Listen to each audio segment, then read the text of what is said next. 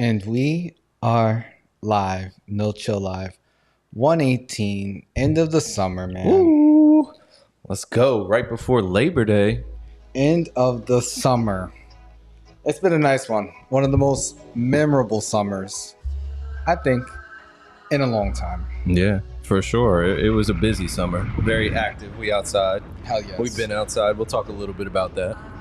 Make sure y'all follow, subscribe, all platforms. All platforms, Twitter, TikTok, Twitch, YouTube, Spotify, Instagram. Shout out to G Willikers, man. This is from his EP a couple years ago. Oh, nice. Shout out to G Will. Hell yeah, man. We got Julian here. We got Bryan. And we got Troy. In the building. Man, we took a little bit of another break, but it's summertime, so we outside, we tan. And yeah, now it's fucking Virgo season. It is. Shout out to all the Virgos, because you know what that means. Libra season's coming up, baby. That's what it means. God damn, man. You can't let them have their moment. Listen. They get a little bit. They get a nice short month in September. For real. I mean, wait, how many days are in September? Like, what, 28, 29? That's February, like that? Man. 29. Right? There's 30 days in September. Yes. Well, right? Listen, there's 31 in October, so. Oh, yes, because, we got Halloween. That's right. But let's not skip ahead, man. We still got a few more weeks of course of summer left. But yeah, man, like, shit, we were last on 2 weeks ago. Mm-hmm. I had mentioned, us doing a pool party, me and my sisters down at my parents' house in South Jersey. Yes, we did. Shout out to the family for throwing the nice kickback. It was a good time. Yeah, man, it was dope. Shout out to my parents, the Graham household, and all of our friends and fam who pulled up. 100%. Man, 100%. Good times, bro. It was a really nice time out there. I gotta say, man, that pool, it just gets better every year now. It's great. Yeah, man, I love it. It is great. And we had a nice time just getting together as a large group. Had the ladies out there, had the gentlemen having a good time, smoking some cigars and things like that, and smoking other things as well. And it was just a really nice get together. Yeah, man. Really, it's hard. Everyone's been so busy traveling. Concerts, so much shit we've been doing this summer, man. Last week I was blessed enough, we said it's Virgo season, man. I saw one of the greatest Virgos of all time, our boy Dave Chappelle. Oh, how was that? Man, shout out to Dave, man. He was celebrating his 50th birthday. He headlined Madison Square Garden. Over the hill for Dave. Wow.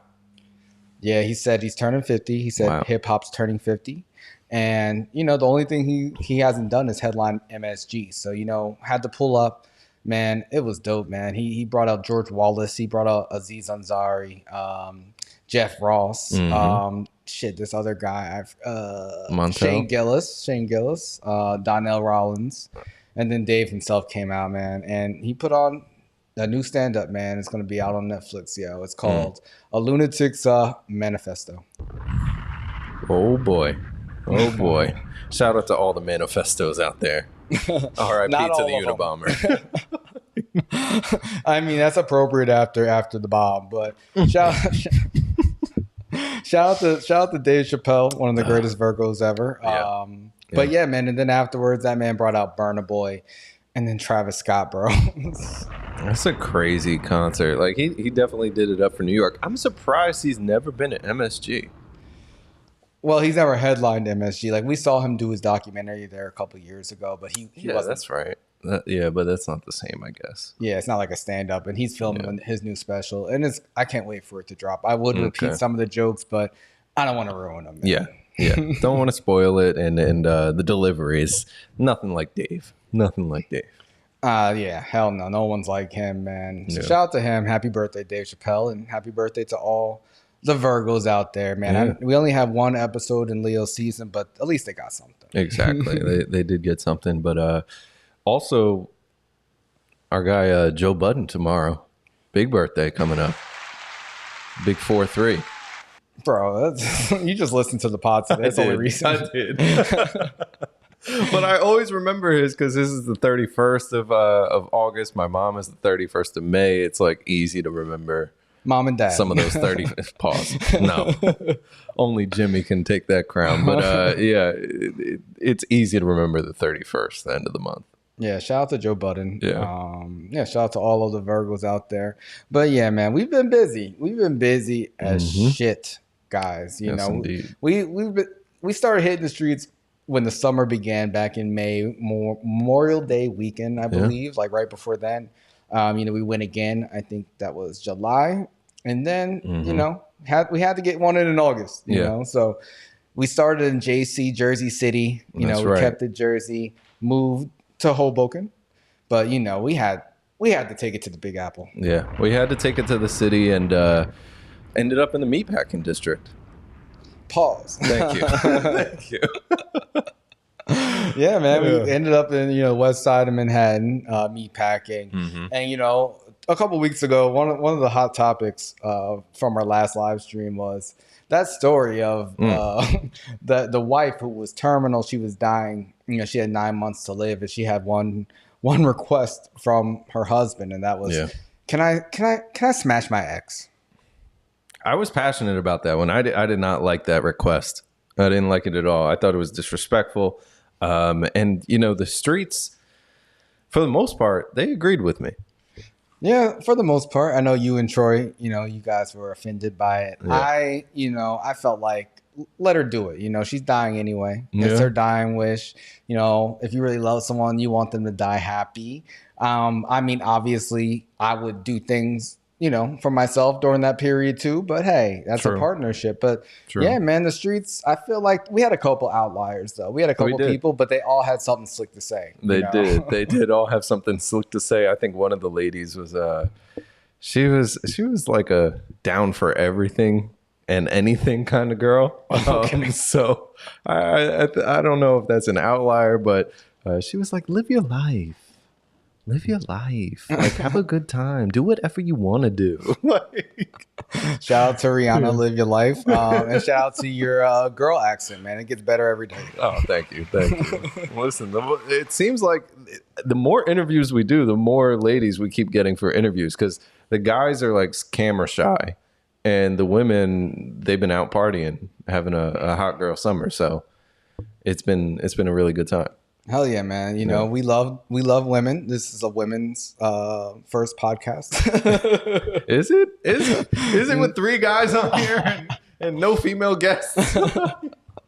We love women, okay? Listen, women's empowerment is real. Y'all gonna take over.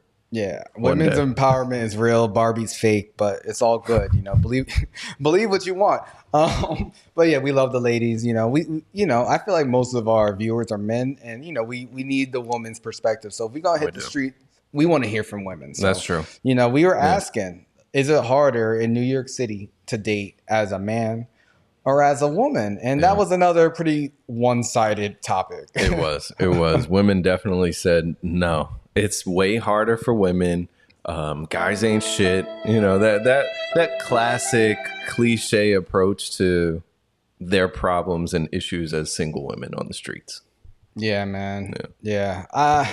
You know, I was interviewing a couple young ladies, and you know, they're adamant that it's harder for women, and they had mentioned, you know, safety as a big concern of theirs. You know, which I understand. That's very reasonable. Yeah, it's valid. You know, we talk about this in a couple of stories we mentioned where you kind of blame the woman for putting herself in a bad position.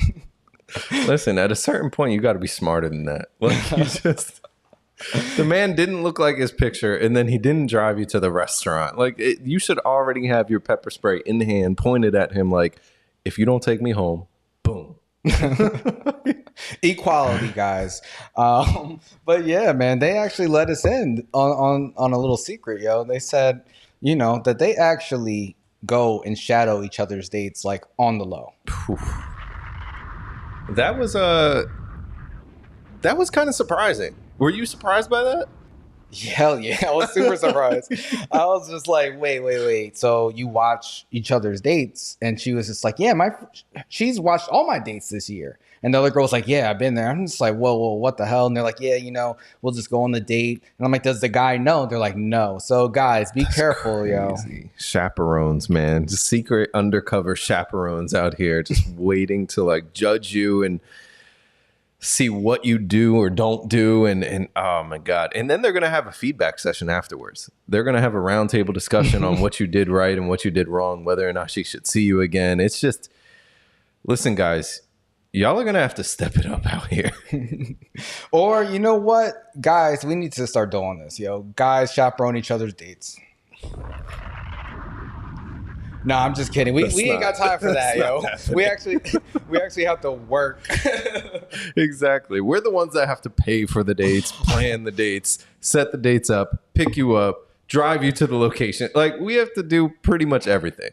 Yes, and it's never enough. I feel like, think for yourself. Like, come on, if you're in a public place, you should be able to go on a date without being watched by one of your friends. But this is a new generation of people, and they do have a valid right to feel like, okay, whatever makes me feel the most safe. But when you don't tell someone you're being watched, I think that's a little shady. Like, could you imagine men doing that? I feel like if a woman found out men were watching her without her consent, they'd be a little bit upset. I don't know. That would be, there's a lot of things that if men did it, it would not be good.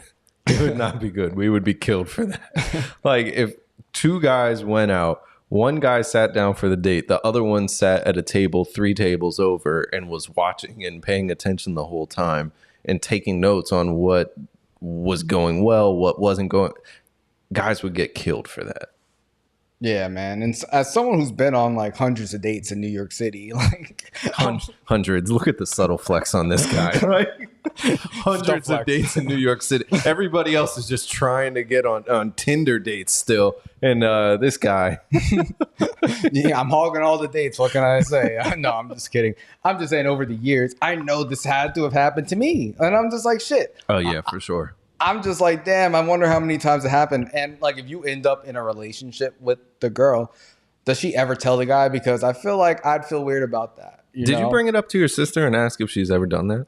No, I did meet up with Marley today. And she said she used to do it when she was younger. She's done it before. I was like, what the fuck? Wow. This must be like, this is breaking news. I know. Like, listen, fellas. If you're watching right now, follow, subscribe, because we've got the gems for you. We are really hitting the streets, finding out the real facts, and really trying to bring you the information so you can be successful in the tough dating markets. All right. So support you guys. Support the fellas. Jenziino says dating in NYC is harder for women. You want to call in, Jenna? Let us know why. Let me know if you want to call in and talk to us about it. But yeah. I do think it's crazy to have people chaperone your dates like without the guy knowing. I think it's a little bit lame. And I don't think it's really ultimately for safety. I think girls are just nosy. Like, you're just nosy. You just want to know what's going on. Like, come on. What's the word? I asked, did anything crazy happen? They were like, define crazy. I'm like, well, they're standing here, so, I'm sure they never had to interfere in anything. But, hey, we found out a lot of things, man. We did. We really did. Jenna says that she's never done that or heard of anyone that does that. So. Okay. She says she'll call in. Okay. Yeah, call in, Jenziino. We want to hear the woman's perspective. I do think it's really strange to do that, honestly. Like, yeah. I don't know. But yeah, these women, how old were they? Like 24, 23? I could see they were under 25 for the most part. There were some that were a little bit older, but I could see your friend accompanying you to the place and then doing like a handoff or something, like, oh, this is the guy. Hi, how are you? And then like dipping afterwards and going wherever she needs to go. I could see that for sure.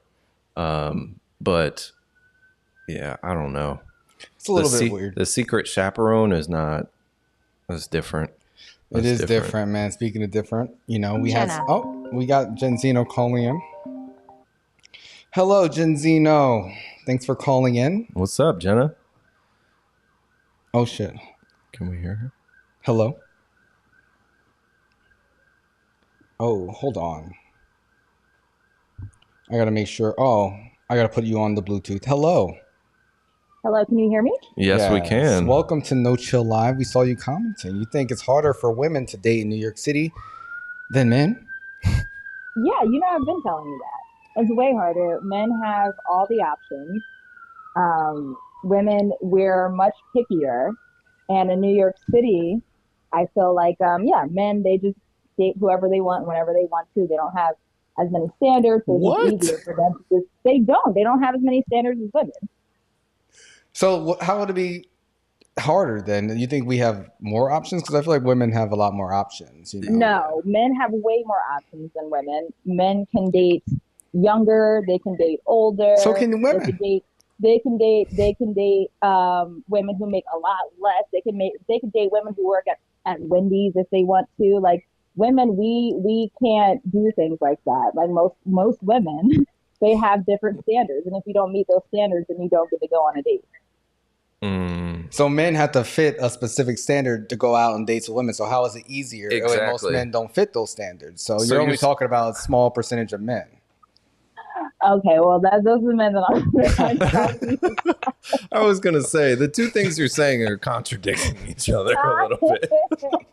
The other men, they don't exist. Okay? They don't exist. Oh my God. Wow. What about the chaperoning? You say you never heard of anyone doing that? No, I've never heard of that in my life. I don't know a single person that's done that. Yeah, I think it's a little bit weird. Yeah, I think that's strange too. Yeah, it might be a Gen Z thing, like you said. I've never heard of that. Yeah. I get the taking them to the place, or like the text check-in, like, hey, are you okay? Like 30 minutes into the date or something like that. I think that's valid, but yeah, sharing your location, sending a screenshot of the guy's information, what he looks like, things like that. Yeah. But never chaperoning a date. I've never heard of that. Yeah, it's weird. Troy, you got anything to say about these topics, bro? No, I did bring it up to Shannon though regarding the chaperoning the dates, and she said she's heard of it, and I was like, I've never heard of that, but she said it's mainly for safety purposes, which makes sense. We watch a lot of true crime stuff. There's a lot of trafficking and all this stuff that goes on in the city, so it makes sense. I wasn't surprised, but I didn't know that it happened either. Okay. That's interesting. I feel like if I felt the need to ask a friend to chaperone a date, then I shouldn't go on that date in the first place. Like if I got some kind of vibe, if I pick up on any weird, creepy vibes, then I'm not going on the date at all. Yeah, that makes a lot of sense. Yeah. But some people don't have the ability to see what's creepy and what's not, I guess. I don't know. Yeah. And I think they just do it because they just want to watch, because they're bored. It's like reality TV. Yeah, I might start getting into that. I don't know. Just for fun. Yeah, you should be able to hire a chaperone for dates. Like, actually, that'd be kind of cool. Like, someone pay you, but women won't pay for dates, so that's never gonna happen. Yeah, it's gonna be a failing business. Yeah, exactly. Exactly. No. Well, thanks a lot, Jenziino, for calling in. Thanks, Jenna. Of course. Yeah, thanks for having me. Love you. Talk to you later. Love you too. See ya. Bye. Yeah, so we heard from a woman herself in New York. Shout out to Jenziino. Yeah, it's funny she said that. Cincinnati man posted the same thing, saying, "If you can't be by yourself, why are you on a date with him?" Yeah, I think that's a valid question. Yeah, it definitely makes a little bit more sense, but I think you're probably right. It has a lot to do with being nosy, wanting to see what's out there. Or maybe they trying to low-key, like, check them out. If it doesn't work for you, I'm going to swoop in and take this guy. I don't know. I don't know what women are doing out here. I don't know either, but we know we had a few Australian ladies. They gave us some really good tips on survival skills in Australia. Australia, they have all the animals in the world that can kill you there. So whenever I meet an Australian, I'm always like, can you give me some tips? And you were on the street and you overheard it. I feel like you were upset. She was lying. All right. So she started off with she said two animals. First was sharks. The second was crocodiles or alligators. I don't know what they got down there. Crocodiles. So for the first one with sharks, she was like, you got to punch it in the nose and you have to poke it in the eyes. And that's like, yes, that's correct. That's what everybody says. But best of luck to you if you are in that situation getting attacked by a shark in open water. The second one, though, I had to call immediate bullshit. She said that if a crocodile bites on your arm, you have to press down on the tongue because then it'll drown. I don't know, man. I would trust her word. I mean, I feel like if a crocodile attacks you and that's the only way you can defend yourself, why not try it, man? What else are you going to do? You can try, but you literally have a split second before that crocodile goes into the death roll and your arm is no longer attached to your body. Like, so you could press down all you want, but you're not, it's going to be that phantom feeling of your arm pressing down, but you're just going to see the blood and the bones splurting out. Like, it's going to be, no.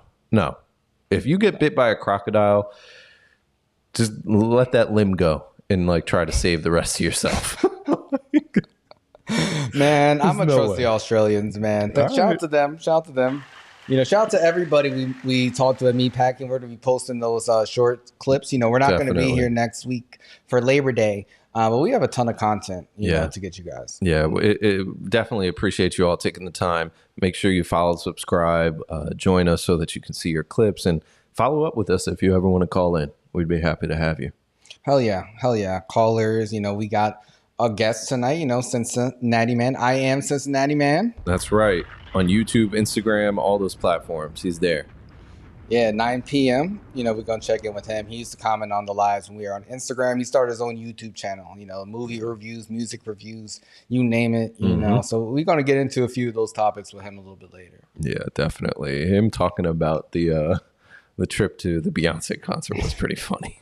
Oh, my God, yeah. Him and his sister. Yeah, none of us, you know, we talked about the Beyonce concert like all year, but none of us actually went. So, you know, he actually went. So we can actually get some real feedback. You know, a couple of our most popular reels last year were our Beyonce ones, you know. So of course. We got to get his feedback. I know you said some controversial stuff. I'm not going to repeat it right now, but we're going to see if that's true or in his opinion. Shout out to the Beehive. Hell yes. We want no problems with the Beehive. No problems with the feds because, you know, Trump, man, he's got a lot of cases, man, you know, on a federal RICO charge, which we talked about 2 weeks ago. But last Thursday, you know, he was actually booked in Fulton County Jail, man, and they got the mugshot. So it's the nicest mugshot ever. Never seen this kind of mugshot. This man has a great scowl.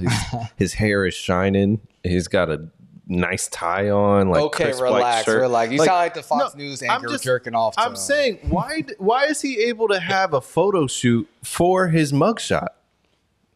I get he's the ex-president, but why? You just answered your own question, sir. But yo, I was reading that this man made $7 million off the mugshot already, yo. I believe it. They said the Trump campaign wasted no time capitalizing off the unprecedented mugshot featuring the former president scowling into the camera.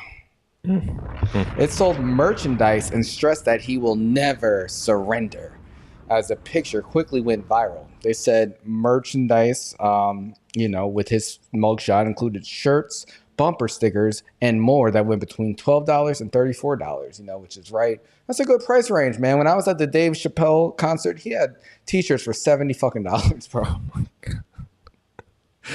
Oh my God. Listen, Donald Trump is modern day Dr. Evil. That's who he is.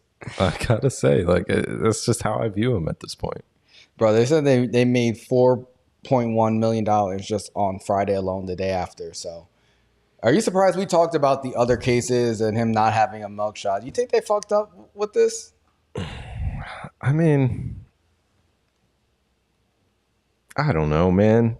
I told you, I don't understand this whole thing. Like, either it's a crazy conspiracy or he's Dr. Evil. It's just, I want to see what actually happens when this stuff goes to court. Bro, we saw the transcripts of the phone calls. Pretty obvious. He's been going around the country for the last 3 years saying the election was stolen. Of course he has, but that we know for a fact that what happens doesn't necessarily translate to jail time or being found guilty or anything in terms of repercussions. Yeah, but the charges kind of match the evidence that we've been aware of for a while. That's what I'm saying. Like, You know, so we'll see. He is a former president. I think a lot of the other 18 other defendants in this case will get convicted. He might be the one to be let off. Who knows? But you know, he's still the number one Republican candidate, as you said a couple of weeks ago. Yeah, I don't know, Troy. Do you think that this mugshot is going to make him stronger? Yeah, I think it will. Unfortunately. Damn. Mama Graham said all the mugshots in Fulton County look like that. Okay. Rudy Giuliani's he's been looking fucked up for a long time. Dude, that one, I'll never forget the one with the dripping dye just streaming down his sideburn. Disgusting. That one is terrible. Oh my God. Yeah, man. But everyone, you know, people are having a lot of fun with this. Yeah. You know, we talk about AI, and you know, of course, they made an AI song of, you know, Trump addressing all of his haters. Listen, Iverson has the best rap songs out, better than AI. But anyway, excuse me, Iverson. I don't know what you're talking about. Allen Iverson rapping. Oh my God, AI. Anyway, play Trump's song. Let's hear it. You threw me all the way off. I was like, what the fuck are you talking about? Yeah, man, this is that new Trump. Oh shit. Is it playing? I can't hear it. I know. Hold on. I'm a re-intro that because this shit is actually hot. It's that new Trump. I wanna go to Well, shout out Patriot J, Benny Johnson, Big Bongino. It's the beat though. The beat is the flow is nice too, man. I don't bail, I won't see inside a cell. Shout out Thugger, free my slime, slat, YSL. They tryna lock me up, but I'm plugged in ATL. Got homies doing life in jail, they living in hell. These DAs acting silly, my mugshot is worth a billy. So some merchant made a milli, shot McMillie out in Philly. Shot the baby, shot the Sosa, Benny Butcher, them my rollers. Call me racist, but these rappers riding with me, them my soldiers. The way he's shouting them names, he gonna do the same shit in court. I'm just in the way they want to get to you, but I won't let them cold-hearted. No, I'm artist, getting back to where I started. I don't need to do the race, I'ma beat them Rico charges. Oh my God. No, he was snapping a little bit. I'm not gonna lie. That almost had like a Kendrick-esque flow to it. Relax, man. Do never. I know they're both Geminis, but you gotta relax. Man. That shit was hot though. I mean, AI, we talked about the dangers of AI. I don't think we ever pictured this happening. We didn't. But listen, there's been a lot of strides made over the last year. And if this is the kind of content we're going to get out of it, I think this is for the betterment of society. This is not for the betterment of society. Aren't you on AI's side now? Like, this is, aren't you voting for Trump now? Like, after that song? No. Nah, man, that shit is hilarious. I mean, people are having a lot of fun with this. I feel like, you know, people, I don't know, he has like a cult following, literally. He's never wrong for them. So I don't think anything's going to change people's minds on either side. Man. Cincinnati man said it sounds like Machine Gun Kelly. That's appropriate. You know, they both from, you know, Cincinnati man, Ohio, you know, Machine Gun Kelly, Cleveland. He got an ear for this. That's right. He does. From a real expert. Yeah. I don't know, man. But you know, these candidates, they be spitting bars, man. You know, your boy, what's his name? Vivek Ramaswamy. Yes. You know, he made a real name for himself at the first Republican debate, even though Trump wasn't there. He was spitting. He had to pull some Eminem out, Lose Yourself. And he had the red hat on and everything. It's like he's prepped for when he loses to be able to just go under Trump's wing. That's exactly what he's ready for right now. Because the same thing happened to Trump. They played somebody's song and they were like, "Nah, don't play that shit ever again." Mm-hmm. And now Vivek he's on the receiving end of that. Yeah, I mean, you know, we talk about Machine Gun Kelly. You know, he was on the wrong side of Eminem diss. You know, Eminem said, "Fuck that shit. You got to stop rapping my shit." I think that's for the best. He should just stop rapping forever, honestly. It's 50th anniversary of hip hop. politicians don't rap unless you're AI Trump, because that shit was fire. Oh man, yeah, they sent him a legal cease and desist. It was pretty serious. They said BMI has received a communication from Marshall B. Mathers III, professionally known as Eminem, objecting to the Vivek Ramaswamy campaign's use of Eminem's musical composition, The Eminem Works, and representing that BMI remove all Eminem works from the agreement. Damn. So that, I mean, he lost himself. Clearly, he lost the ability to fucking rap that song. But hey, he was into it. I think he's a character. I mean, I think the best outcome for any of these Republican candidates is to bet that Trump gets locked up, or to try to be his whipping boy. And so I think he has a good strategy. I mean, you're the one who told me that, they asked if he was convicted if they would stop supporting him, right? And they all stood by him. They know who owns the Republican Party. It's really the Trump Party now. Dude, like all of them raised their hands except for one or two people. Who didn't? And what was the I don't question? even know, because they were like old white guys. I didn't really care. What was the question specifically? So the specific question was, if Donald Trump is convicted of federal charges, but wins the Republican nomination, will you support him? And every single Pence, Chris Christie, Vivek, who's the chick from the Carolinas? I'm blanking on her name. I don't know, man. She got Don Lemon fired. I can't remember right now. No. It doesn't matter. Yeah. They're all losers. All of them. They sat there and just raised their hands. Like, yeah, we'll support him. Damn. That's crazy. They shook. They're shook. It's crazy. It really is. But get this. I Am Cincinnati Man. Ramaswamy, he was born in Cincinnati, Ohio. Oh, shit. That's crazy. I had no idea. Yeah. Because I just literally looked up who he is to try to figure it out. He went to Harvard, went to Yale. He's a lawyer, all this kind of stuff. So, yeah. Yeah. I mean, shout out to him for trying. I mean, I'm not really into. I'm not familiar with his politics or who he is, but I know he's been, making headlines since getting into it with Don Lemon. Now Don Lemon's out of CNN, living his best life. Oh my goodness. It's going to start to heat up though, especially once the fall comes around, because that'll be the 1 year mark leading up to the next election. So it's going to really start ramping up. Yeah, and all these fucking trial dates for Trump. 2024 is going to be insane. It's going to be a circus. I'm ready. I'm excited. Yeah, man. I'm definitely excited.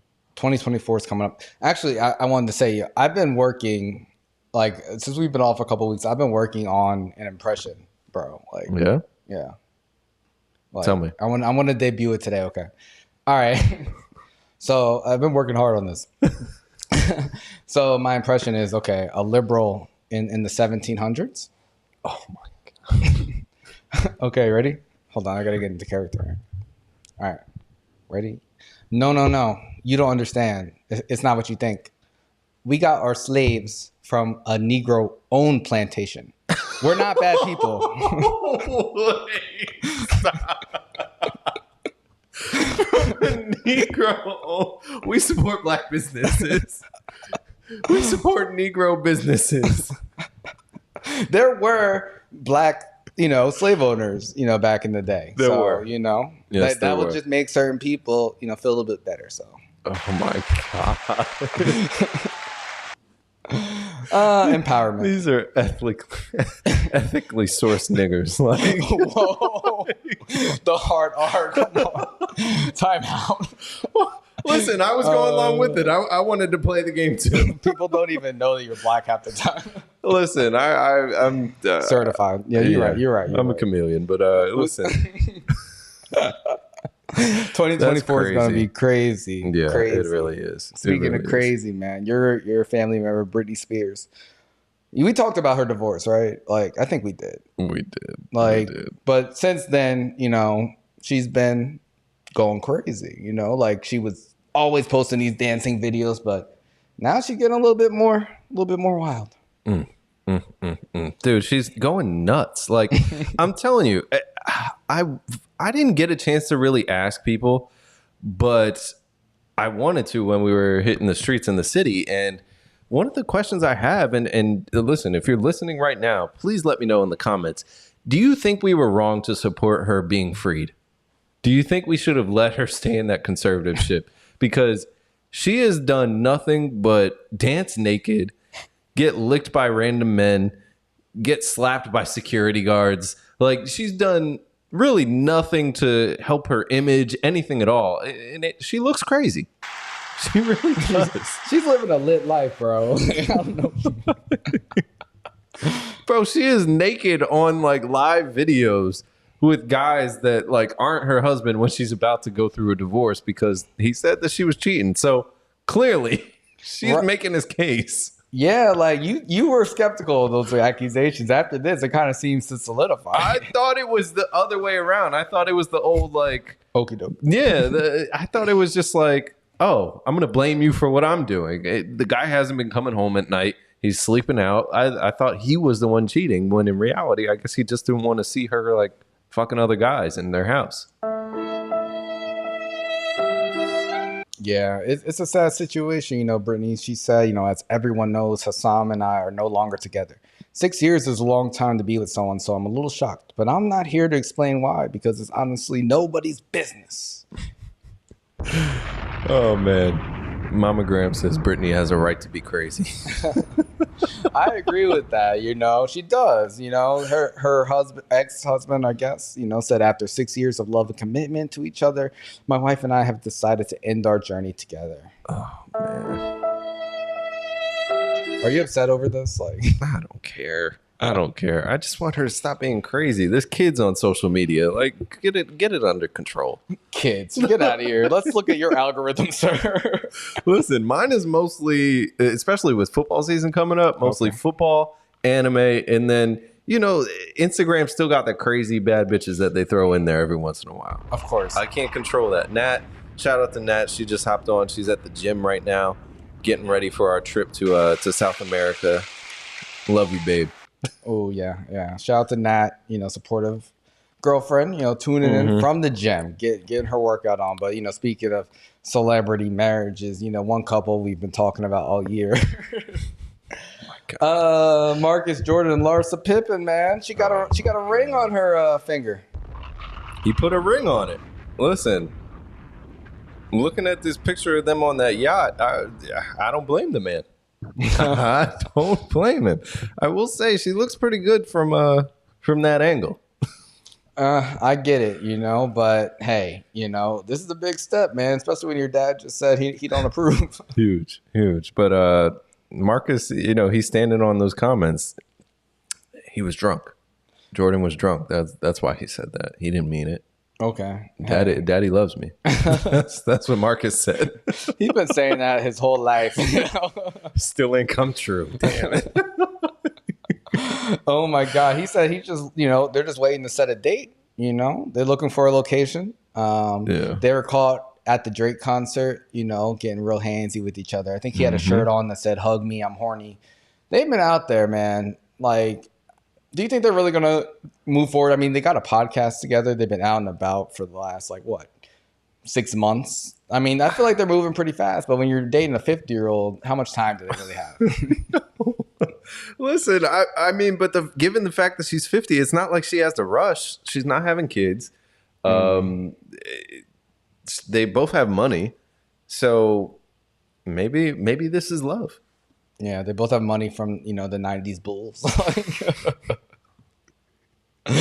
Oh, my God. That all-star money hits different.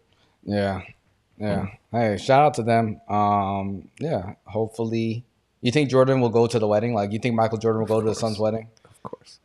If he does, that'll be like worldwide news. If he does, it'll leak if he doesn't go. Damn. What about Scott? Do you think he'll go? Stop it. The better question is, would her kids go? Damn. That's a good question. Who knows? I mean, would you support, you know, your mom dating someone that much younger? I feel like since her kids are like almost grown, I think they're all like late teens or low 20s. maybe they don't really care as much. I don't know. I just don't like the way that she's been going about it. Like from when she first started cheating on Scotty to like the divorce and then this now, like it's so messy. Yeah. Like I don't know. If it was my mom in that situation, I want to believe that I would like support her and love her and want her to, you know, do whatever makes her happy. But at the same time, I'm like, yo, you making me look like bad in these streets. Like I'm trying to go to college and motherfuckers roasting me at practice for basketball. Like, what are we doing? Like, damn, yeah. Oh, what's crazy is her kids are definitely better ballers than Marcus Jordan himself. So yeah, that is a fact. That is a fact. You know, they got to play. He should play all of her sons one-on-one, you know, for her heart. I think that would be a good process. I would feel so weird if my mom was dating someone like 20 years younger than her. I don't know. But hey, you know, they grew up under the spotlight. I'm sure they've seen a lot of crazy shit. So, you know, they're probably desensitized at this point. But we'll see if they actually pull through and get married. I mean, that'll be amazing. I think they will get married. Now, how long the marriage lasts, I don't know. We'll talk more about that later in this in this live. But I think they will make it through at least to the marriage. You know, because once you get married once, I feel like, especially if you're still open to getting married, it's like, oh, I've been through this before. Like, ain't nothing new. Actually, in an article we're going to talk about later, like it said that people who get remarried have a higher divorce rate than first-time marriages. But that's what I'm saying. I feel like once you like do it once, then break the seal, and it's like, oh, not a big deal. the failures, and plus at a millionaire level, you're upset about the financial like blowback and things like that, but both of these people are millionaires. Yeah.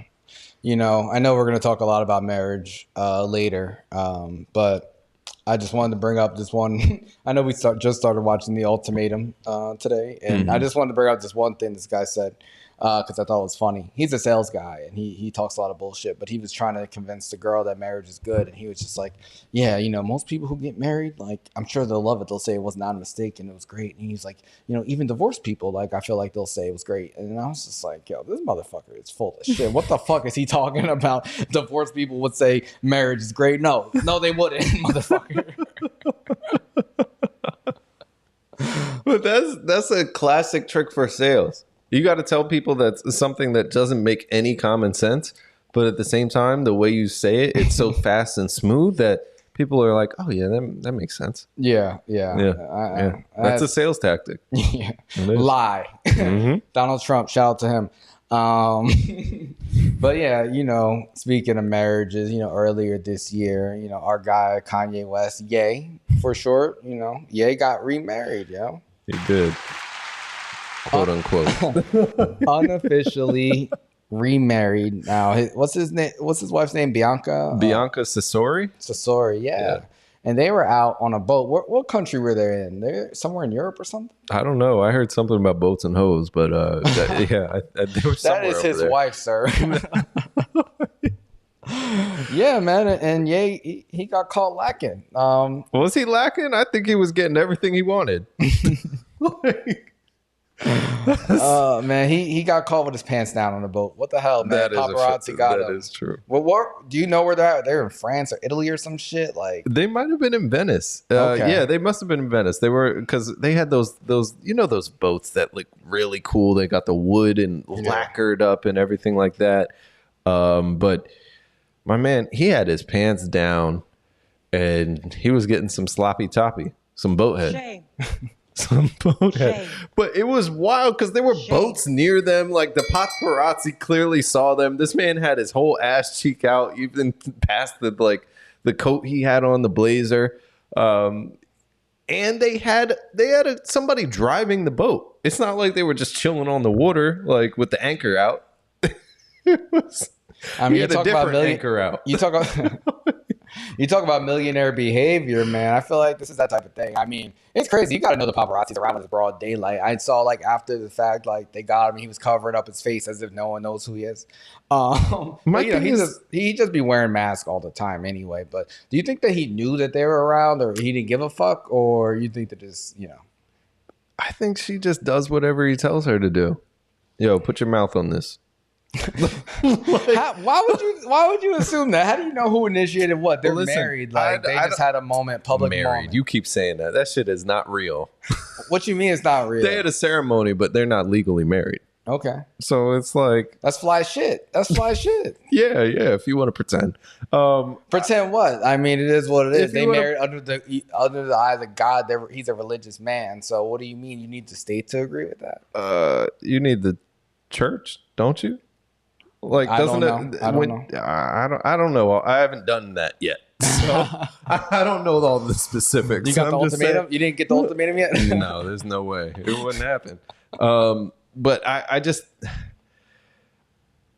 would you do this? Like if you, let's say you millions of dollars up, you're in Venice, you're on a boat, you got a captain who's piloting the boat, and you and your lady, you chilling on the boat, just having a good time. No, I would not do this. I'm not like a public type of person like that. But you've had your fair share of public incidents that we talked about. Well, listen, I like having fun in like outdoor arenas. Let's put it that way. Or indoors if you're talking about Barclays. Like listen, I like to have a good time. I like to have a good time. He at MetLife Stadium is shit. Listen, I like to have a good time, but no, this is crazy, especially because the paparazzi are always following him. Like, dude, you know you're not going to be able to finish. Like, what's the point? How do you know? Unless he's like a minute man at the ripe age of 45 years old, which I would be surprised by, but I'm not trying to judge him. Let's not take the conversation there. It's just weird. I think it's just weird behavior. I think it's weird. I mean, they got caught out there. You know, I don't think it's like a publicity stunt. I think it was just something that they didn't realize they were being watched. And Yeah. Oh man, but shout out to Ye, yo. They said he's working on some new music. That's what they've been saying for a while now. I hope he drops some bombs. Yeah, I really do. They're saying this. It sounds crazy, which I love to hear because I love when Ye drops some different sounding shit. I feel like all his albums sound different. I feel like they also say that every single time he drops an album now. This is something I've never heard before, which is typically true. Exactly. I'm not gonna say that it's not true. I'm just saying every time he drops something, it's like, oh my God, this is crazy. I never heard anything like this before. This is gonna change the game, like, which is all exciting stuff. But we'll hear it when it eventually drops. I think probably next year. I don't think it's coming anytime soon. I would assume it will be coming sometime soon, the way they're talking about it. But with Kanye, you really never know. Yeah. But you know, we talked about what happened last year when he, you know, got let go of his Adidas contract, his Gap contract. He was pretty much canceled. Financially, they locked his bank accounts, his cards. Like, he was locked up, jammed up. But this year, he's laid low. You know, I guess he's been in the studio traveling with his new wife. He was thinking about running for president. He clearly has not announced any campaign. Do you think, you know, that people will be receptive to listening to new Ye music? I mean, Adidas, they are selling Yeezys again on the low. And as you said, you haven't been able to even get access to that shit. Dude, listen, Adidas, I'm about to go on another one of my rants real quick. Do it. Fuck y'all. Fuck Adidas. I've been trying all of August and no success. I got no respect for Adidas. They're done. As soon as these final Yeezys sell, they are going in the dumpster again, just like before he joined the company. Nike's about to smack y'all all over the planet. Yeah. Anyway, I don't. What did you even ask? I just had to get that out. I feel you, man. I haven't tried to get the new Yeezys, but it seems like people are buying them, right? Because you're not able to access them. So I feel like people have maybe forgiven him. I don't know. Do you think that he's been forgiven? I think people just want the shoes. Like, I honestly, with a lot of these things, you give it 3 to 6 months, everybody forgets. And the people that didn't forget, maybe they just don't care. Like, for me, do I think what he said was messed up? Yeah, sure. But do I really want a pair of those foam runners and a pair of slides? Yeah, I do. I want those a lot more than I care about what he said. So that's just the fact of the matter.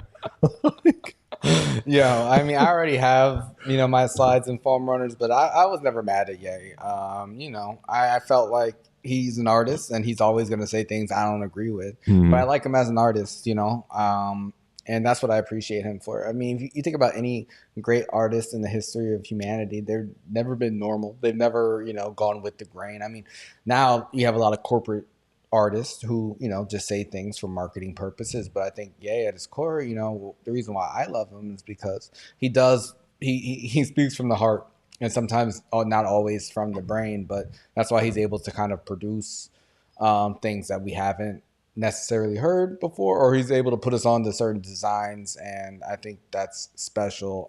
I don't co-sign all his shit, but I don't know. I mean, you got upset when he put on the red hat, and you didn't listen to him for like maybe a year. So you have drawn the line. Are you kind of over that at this point? I mean, the red hat, how long ago was that now at this point? Like 2015? That was like 2018. No, because Trump got elected in 2016. He was in the Oval Office with the red hat. That was after he was president. I thought he wore it before too, because he wasn't he supportive of? No. All right, it was after then. Whatever. Either way, it was 5+ years ago. I might hold a grudge for 5 years over a fucking hat. No. I'm not asking that. I'm asking like you've drawn the line with him before, where you said I'm not listening. Are you over drawing the line with him? Yeah, like when that happened, I didn't listen to anything new, but his old stuff. I'm still bumping College Dropout, Graduation, T-Lop, all that kind of stuff. Like, yeah, that was, but his new stuff, I'm not running to listen to that or anything. But, there's ebbs and flows. People do crazy stuff all the time. You can't put these celebrities on a pedestal. At the end of the day, they're human. And in many times, they're more flawed than your average human being. Yeah. Troy, are you gonna listen to New Year, or are you gonna wait? No, honestly, I'll probably check it out. Again, I know, you like to separate the artist from the art. And, we're all human. No one's perfect. I'm not excusing anything that Ye said. I don't co-sign a lot of the stuff. But, I mean, if the music's good, it's not like he's killing people or, like, assaulting people like R. Kelly and stuff. So I'll still check out the music if it's good. Yeah, and, it's hip-hop. And to be real, like, a lot of rappers have killed people and hurt people. So it's hard to be hypocritical. It's hard to be critical without being hypocritical when you're a fan of hip hop, honestly. Like, if we're being real, like, hip hop is I feel like it's good. He's actually one of the most positive hip hop artists that we've had ever. But yeah, man, Troy, you mentioned R. Kelly, man, and a judge ruled in New York. U.S. District Judge Ann Donnelly signed an order Wednesday ordering Universal Music Group to R. Kelly's music publisher to hand over $500,000 to cover unpaid restitution and fines to his victims. Wow. Yeah, so it seems like R. Kelly, he's locked up for a very long time. He's doing like a 30-year federal sentence on these sex trafficking crimes. But it seems like his victims are actually benefiting from people listening to his music now. At our pool party, I played multiple R. Kelly songs. I'm not gonna lie. That's right. I heard him, and I was dancing and singing and moving to the grooving and just.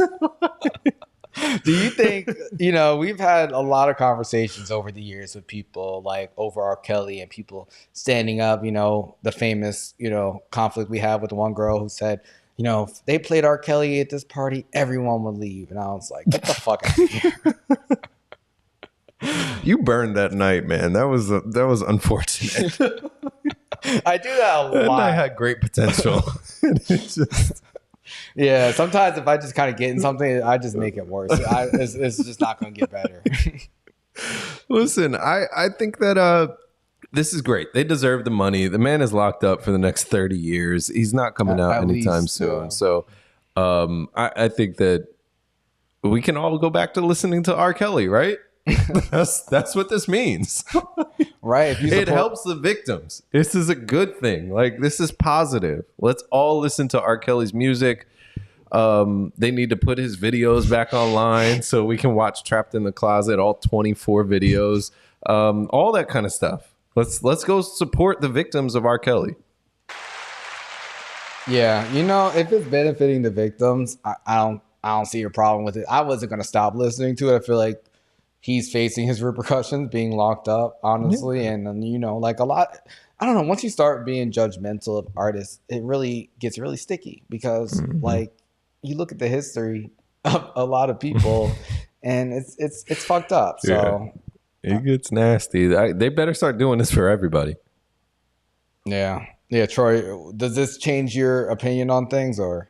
No, I mean, I think it is, again, I'm hypocritical, you know, I don't really listen to R. Kelly. If it's on, of course, in my head, I'm singing it, but I'm not going to show it. Gotcha. So it's a tough one, but, you know, I've accepted it. And at least it's going to the victim. So it's going to a good cause now. So I won't feel as guilty.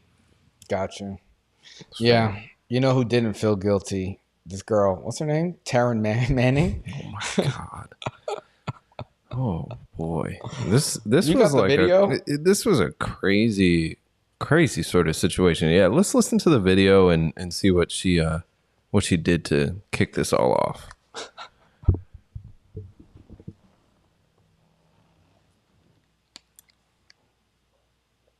Why is this video not playing? It's weird. The man that I've been messing with is a married man, and every night, well, for about 3 nights in a row, or even maybe there's a night in between, because he liked it, and I didn't mind doing it. His wife, because he's married, and I feel so bad because I can't stand her. I can't stand his wife. Because she wasn't even like, wait, what? You've been messing with my man? She said, you lunatic, you get out of my life or I'll get an RO on you. No, I'll put your ass in jail. Orange is the new black. Yeah. She's clearly gone into crackhead territory. Like she played the part of the trailer trash white chick in Sons of Anarchy and Orange is the New Black, and then she like went too far into it. Yeah, and, you know, hear about method actors. You know, is this the case? Actors. Like, that's what she is at this point. You said she put the meth in the method actor. That is fucked up. I'm serious, man. She looks terrible. She looks terrible. And I guess she dug up some of that money or stopped smoking for a little bit so she could get a publicist to write something. And this is what she had to say. She said, over the past few days, I've had some time to reflect on the situation I've been dealing with. I was deeply hurt and handled things on a public platform when I should have just dealt with them quietly with the support of my close friends and family. I felt a lot of guilt after exposing everything and thought maybe the best resolution to the situation would be to say I lied about it all, but that is not the truth.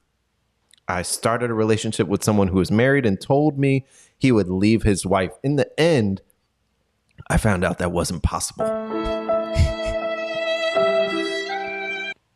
Farther along, she says, this was a huge learning lesson for me. With all this said, I'm asking everyone, please give me my privacy so I can heal and mend my heart.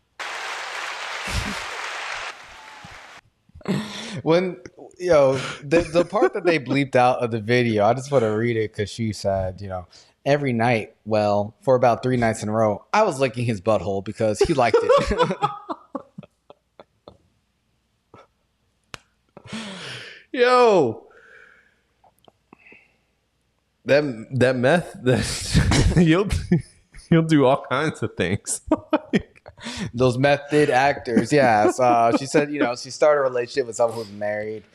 Do you ever think there's a good outcome in those situations? I feel like 9 times out of 10, you just a side piece and you gotta accept it. Don't go on IG Live and then have your publicist say some shit afterwards, man. I don't know. I don't respect it. Drugs are not an excuse for this behavior. You gotta respect her approach because this exact situation has worked for not a lot of women, for some women. Looking ass, eating ass, doing the things that the wife don't do. There's songs about that. And she clearly tried it, but it did not work. She said, this is an untenable situation. It's not possible for me to steal him from his wife. Doesn't matter how much ass she eats. He's not leaving his wife. Damn, talking about a brown noser. It didn't work. Man. Damn, yo. I mean, this is, hey. Hopefully. Listen, she played a character that was named Tiffany Pennsatucky Doggett. Like, you can't make this up. She literally became the character. Yeah. Pennsatucky. They call Cincinnati Cincinnatucky because it borders like Ohio and Kentucky. And we got our boy, man. I am Cincinnati, man. Joining. It's 9 p.m. We do. Are we gonna be able to hook it up for him? Yeah, Cincinnati, man, call in for us. That way I can add you to this. Yeah. Get in that link, bro. We gotta ask about Beyonce. Them tickets, they've been crazy. She's been going crazy all summer. First in Europe, now in the US, man. This chick, she also played a character named Sherry on Sons of Anarchy, and that character slept with a married man. Damn, she's been in character for mad long. Yeah, it's crazy. It's crazy. You got to give her props, though. For sleeping with married men? I mean, for keeping it going. She's trying to look for her next gig. She hasn't been on TV in a while. Yeah, she's eating the wrong ass. Yeah. If you want to get on TV, no. This whole time she's looking the wrong thing. It's like, no, that's the gooch, bitch. You better go a little bit lower. Shout out to Britney Spears, who's also getting licked on. Oh man. Oh my God, this is not the greatest. Oh, here he is. Yo, what's good, man? Can you hear us? Yeah, we can hear you. Okay, cool. Hey, we got Cincinnati man. I am Cincinnati man. He used to comment on the live and on Instagram back in the day. All the time. and now he's got his own. Now you got your own YouTube platform, bro. It is crazy. What are you smoking on, man? What kind of cigar you got there? It's a cigar called, my homie got me onto this, my homie James. It's called Isla del Sol. Nice. Fancy. Nice. I want to clear something up. I remember years ago, Monique came here and she had the nerve. I saw her and she was like, Cincinnati. Nobody says that here. I have never heard that till other people from out of town says that. Oh shit. Okay. Thank you for putting us on. Thank you for letting us know. No offense to Cincinnati. I've heard it before. I didn't know. It's crazy. I don't know where it came from, but it is. But I get it. People from out of town will be like, somebody be like, yes, Cincinnati, and it's really across the river in Kentucky. That's where the confusion comes from. Okay. Thanks.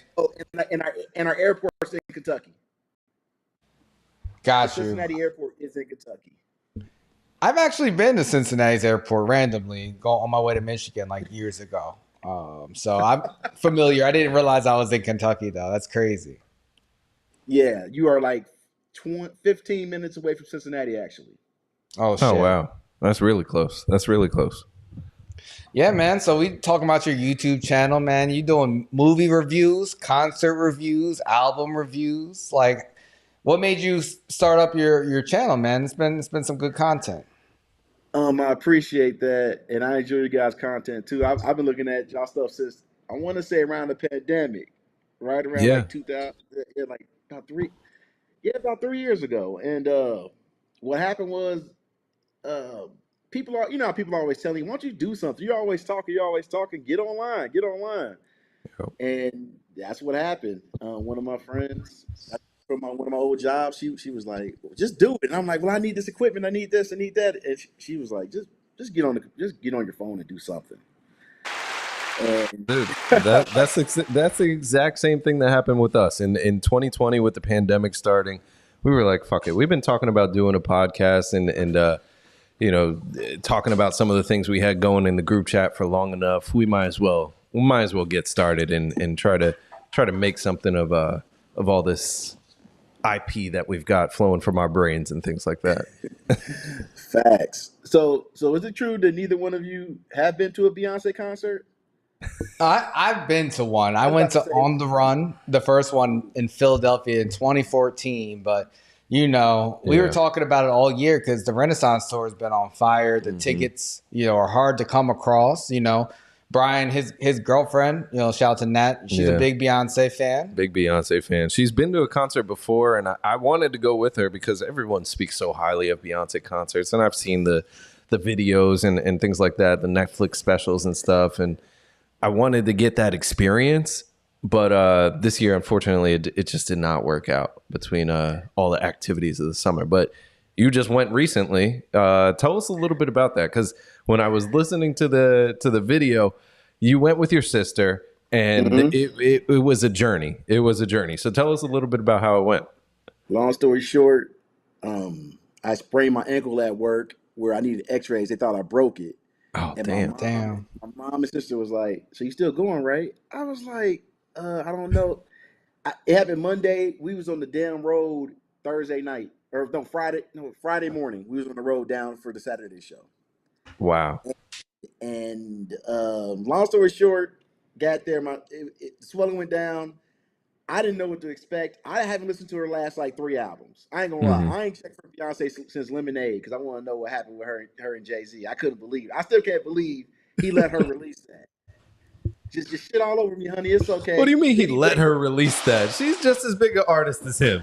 You're right, but he didn't publicly. There was a rumor of cheating. She confirmed it. That's different.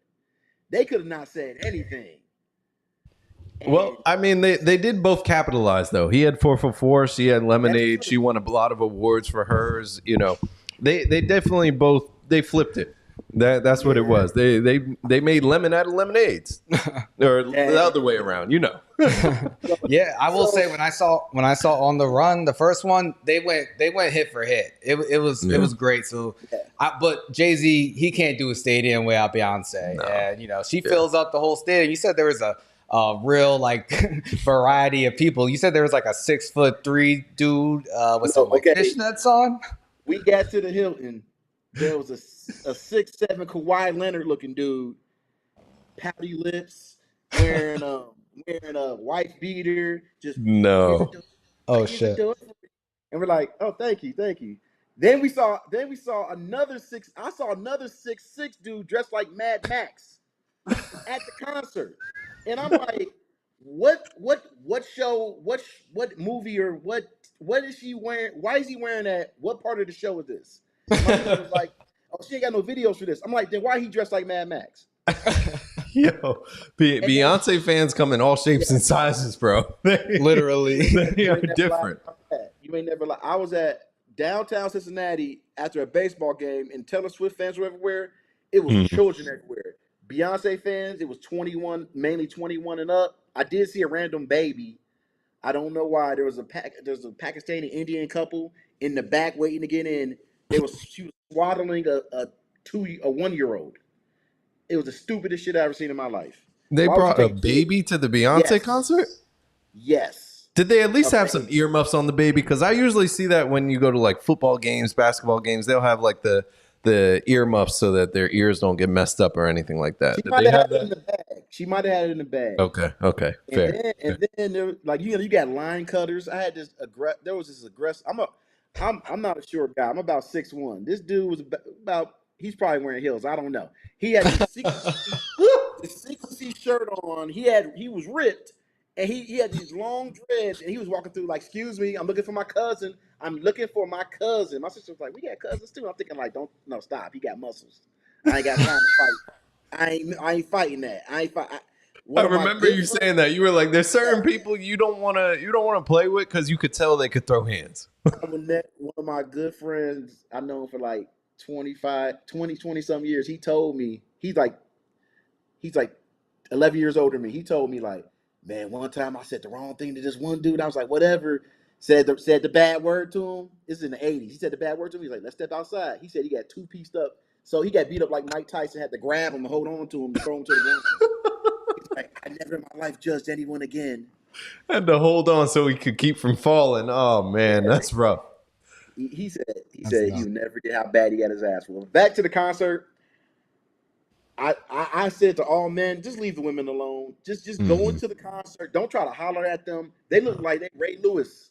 It's not the time. They got the stuff on. You literally hear, they got fans too. They all got these fans and they start clapping. And I've never been to a Beyonce concert, and it was amazing. I was ready to hate on it. I was ready to say it was stupid. No.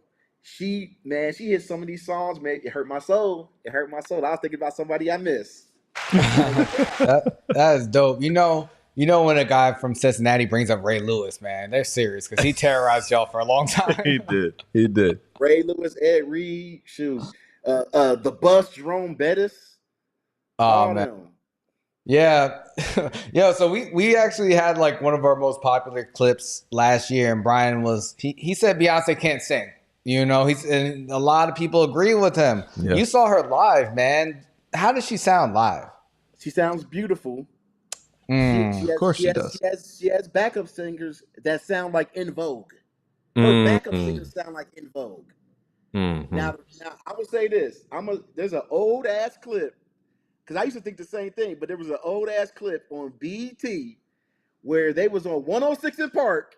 Oh shit. And they was like, hey, could you do something a cappella? And Destiny Child did a cappella. I was like, they can sing. Oh, they threw down. They went. Look it up. You're gonna be like, okay. Now tell me, was Kelly carrying? Ooh, I gotta relook at it now. Oh, don't do that to me, brother. See, and that's my thing. That's my thing, because listen, Beyonce was always the most beautiful. She had the most charisma in interviews and things like that. But from a singing standpoint, she's just not one of the best singers out there. Okay. And she can definitely sing. Nobody's taking that away from her, but she's not the upper echelon of singers when you think about that. I will agree, because let's think about this. Could a prime Beyonce out-sing Christina Aguilera? Because when Christina Aguilera was in her prime. No. I think so. Christina was different. Christina was different. Where is she right now? They came out at the same time. No, but that has more to do with songwriting and marketing and things like that versus like... Neither one of them write songs. No, but somebody writes the songs for them. No, he's saying the quality of the song matters. Yeah. The quality. Yeah. Yeah. Well, I love Beyonce. I didn't get to go to the concert this year, but her fans are serious. When I went to On the Run, I was surprised. It was like 80% Beyonce fans. So I can only imagine going to just an exclusive Beyonce concert. It must be great. I agree with Jennifer. It is a cult, but you cool. Like nobody's paying attention to anybody except you dancing and having a good. No. It's a party. I told my sister, I was like, next time we gotta save 10 stacks. She's like, wow, like I want to be in the Renaissance Club or whatever they call it. I want to be in that circle. I want to look at Hope and give him and he gives me that's it. I know, right? Yeah. Yeah. The super VIP. Yeah, man. Yeah. Speaking of cults, and women, Barbie. I haven't seen so many people wear pink till this year, yo. And I know you did, the two hottest movies of the summer, Barbie, Oppenheimer opened the same weekend. You did reviews for both. Mm-hmm. Which one was better, man? And can you give us like a breakdown of both? Because I saw Oppenheimer. I know, Troy, you saw both. Brian, you didn't see either, right? Not yet, no. Yeah. Not yet. You ain't seen Beyonce. You ain't seen Oppenheimer. You ain't seen Barbie. Come on, bro. I've been outside. That's the problem. It's like family events and traveling and all this other stuff. It's like excuses. Yeah. You're right. You're right. Hey, you going to South America? I'm like, dang, I need to go to South America. Why? I don't know. He going. Listen, everybody else inspired me. They were all like, "Oh, we went to Cartagena this year." I'm like, "Oh, I gotta go. Yes. I'm actually going on a cruise. That's not to say. I'm going on a cruise in October of a friend's birthday. We're going to Nassau, 5-day cruise. But anyway, that should be fun. That should be really fun. It's off the chain. Cruises. Anyway, don't get me started on that. That's another day, another some chick hurt my feelings from New York. But anyway, we ain't gonna go there. She had broke up with her girlfriend, and she was making out with me the whole night. Then she didn't know me the next day. I was like, it's like that sometimes. They be fake. That's why. Listen, we just talked about earlier how it's harder for guys to date. But anyway, tell us about the movies. Tell us about Barbie and Oppenheimer. Okay, look. At the end of the day, yes, Oppenheimer's a better movie, but you got to remember Nolan. His movies ain't for everybody. Not even you can't be a real casual person and just watch that. You got to be in the history.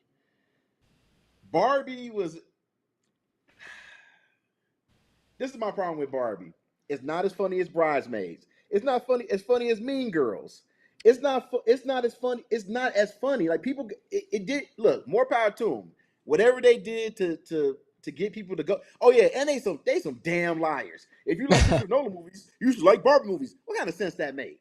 Tell me how that makes sense. You compared it to some real classics, though. I mean, but I will say the promotion and the hype kind of led people to expect that. Yeah. Promotion was A1. It was amazing because it tricked me to go. I only went because my best friend Amber was like, "Oh, you definitely won't like this." I was like, "I'll accept your challenge." I went to go see it. I ain't like that shit. I went to a movie theater five minutes away from my house. Went across the street to this bar. Was drinking. I was talking to this young lady. She was like, I'm 39. She was 25. We had a civil discussion. She was like, "Well, I liked it." I'm like, "Well, I didn't." And she was like, "Yeah, but you gotta understand, we get catcalled." And I'm like, like that happened once. Like you get catcalled like Barbie. She got fingered in the butthole in the movie. That dude was like, "Hey," and it was like they were doing that in the Barbie movie. Dude got a grip or something, but she ain't got much butt. I'm tired of this myth too. Margot Robbie does not have a butt.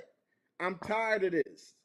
Come on, you gotta love Margot Robbie, man. I cannot accept no Margot Robbie. Criticism. I think she's cute, but I don't think she's as bad as everybody says she is. Wow, really? That's surprising. Yeah. Look, I would date her. I would say she's cute, but I wouldn't lie to my friends and be like, "She thick." I'd be like, "She's thick." I'd be like, "She's fit." Like, she's a nice, fit young lady. Yeah, I would definitely get her pregnant, but that's just me. I don't know. But wait, what did you think of the Barbie movie? Yo, Troy's the only one who saw it. Troy, what you think, bro? Yeah, so I saw Barbie twice. I saw it with my girlfriend twice. I liked it. I understand the criticism.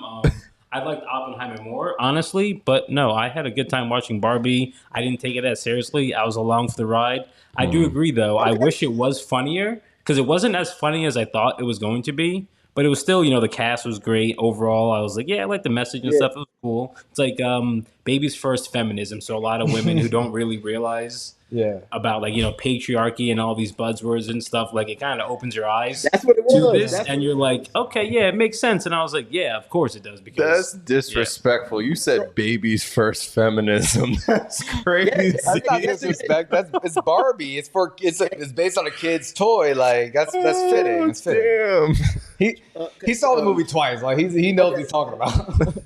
Hey, Troy, would you agree? Besides the Alan character, who was like the off-brand version of Ken, there were and the dumb husband, the hapless husband that did not do nothing in the movie.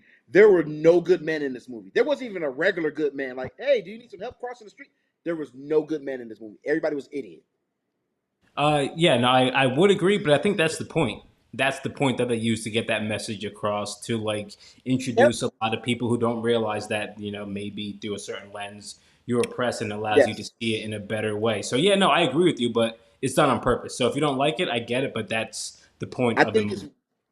I get weirded out sometimes when I see movies like this, and it's like, well, that's how it is now. And I'm like, now? I'm like, now? Like when the mom gave a speech, she was like, women have to be perfect. Women have to do everything right. Do you?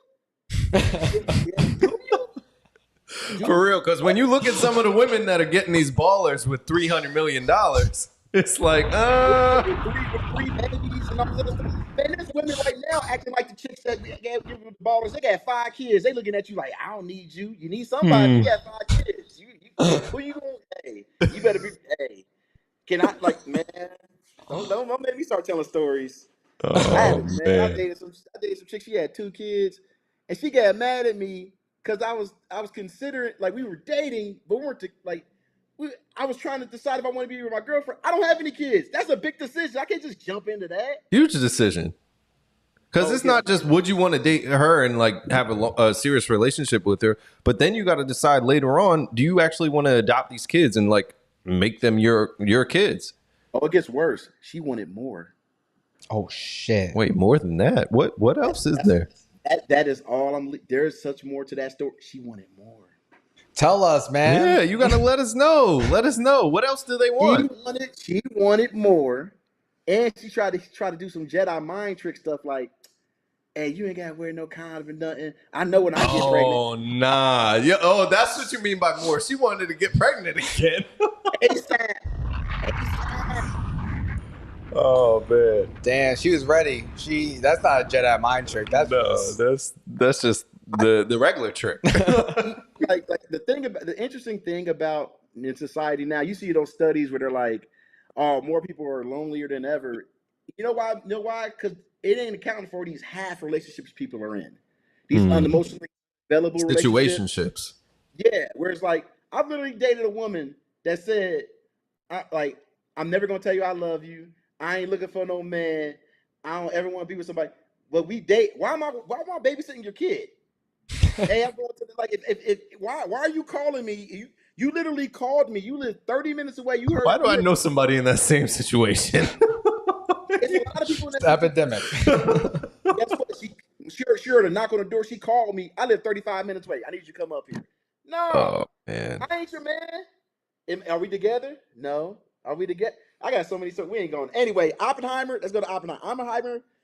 It was. If you're a Christopher Nolan fan, you love it. Okay. Most people like it. It's tough because my homie was a Christopher Nolan fan. Bad Habits. Shout out to The Bad Habits on YouTube. He was like, look, man, Christopher Nolan. He can't tell a damn story in a straight line.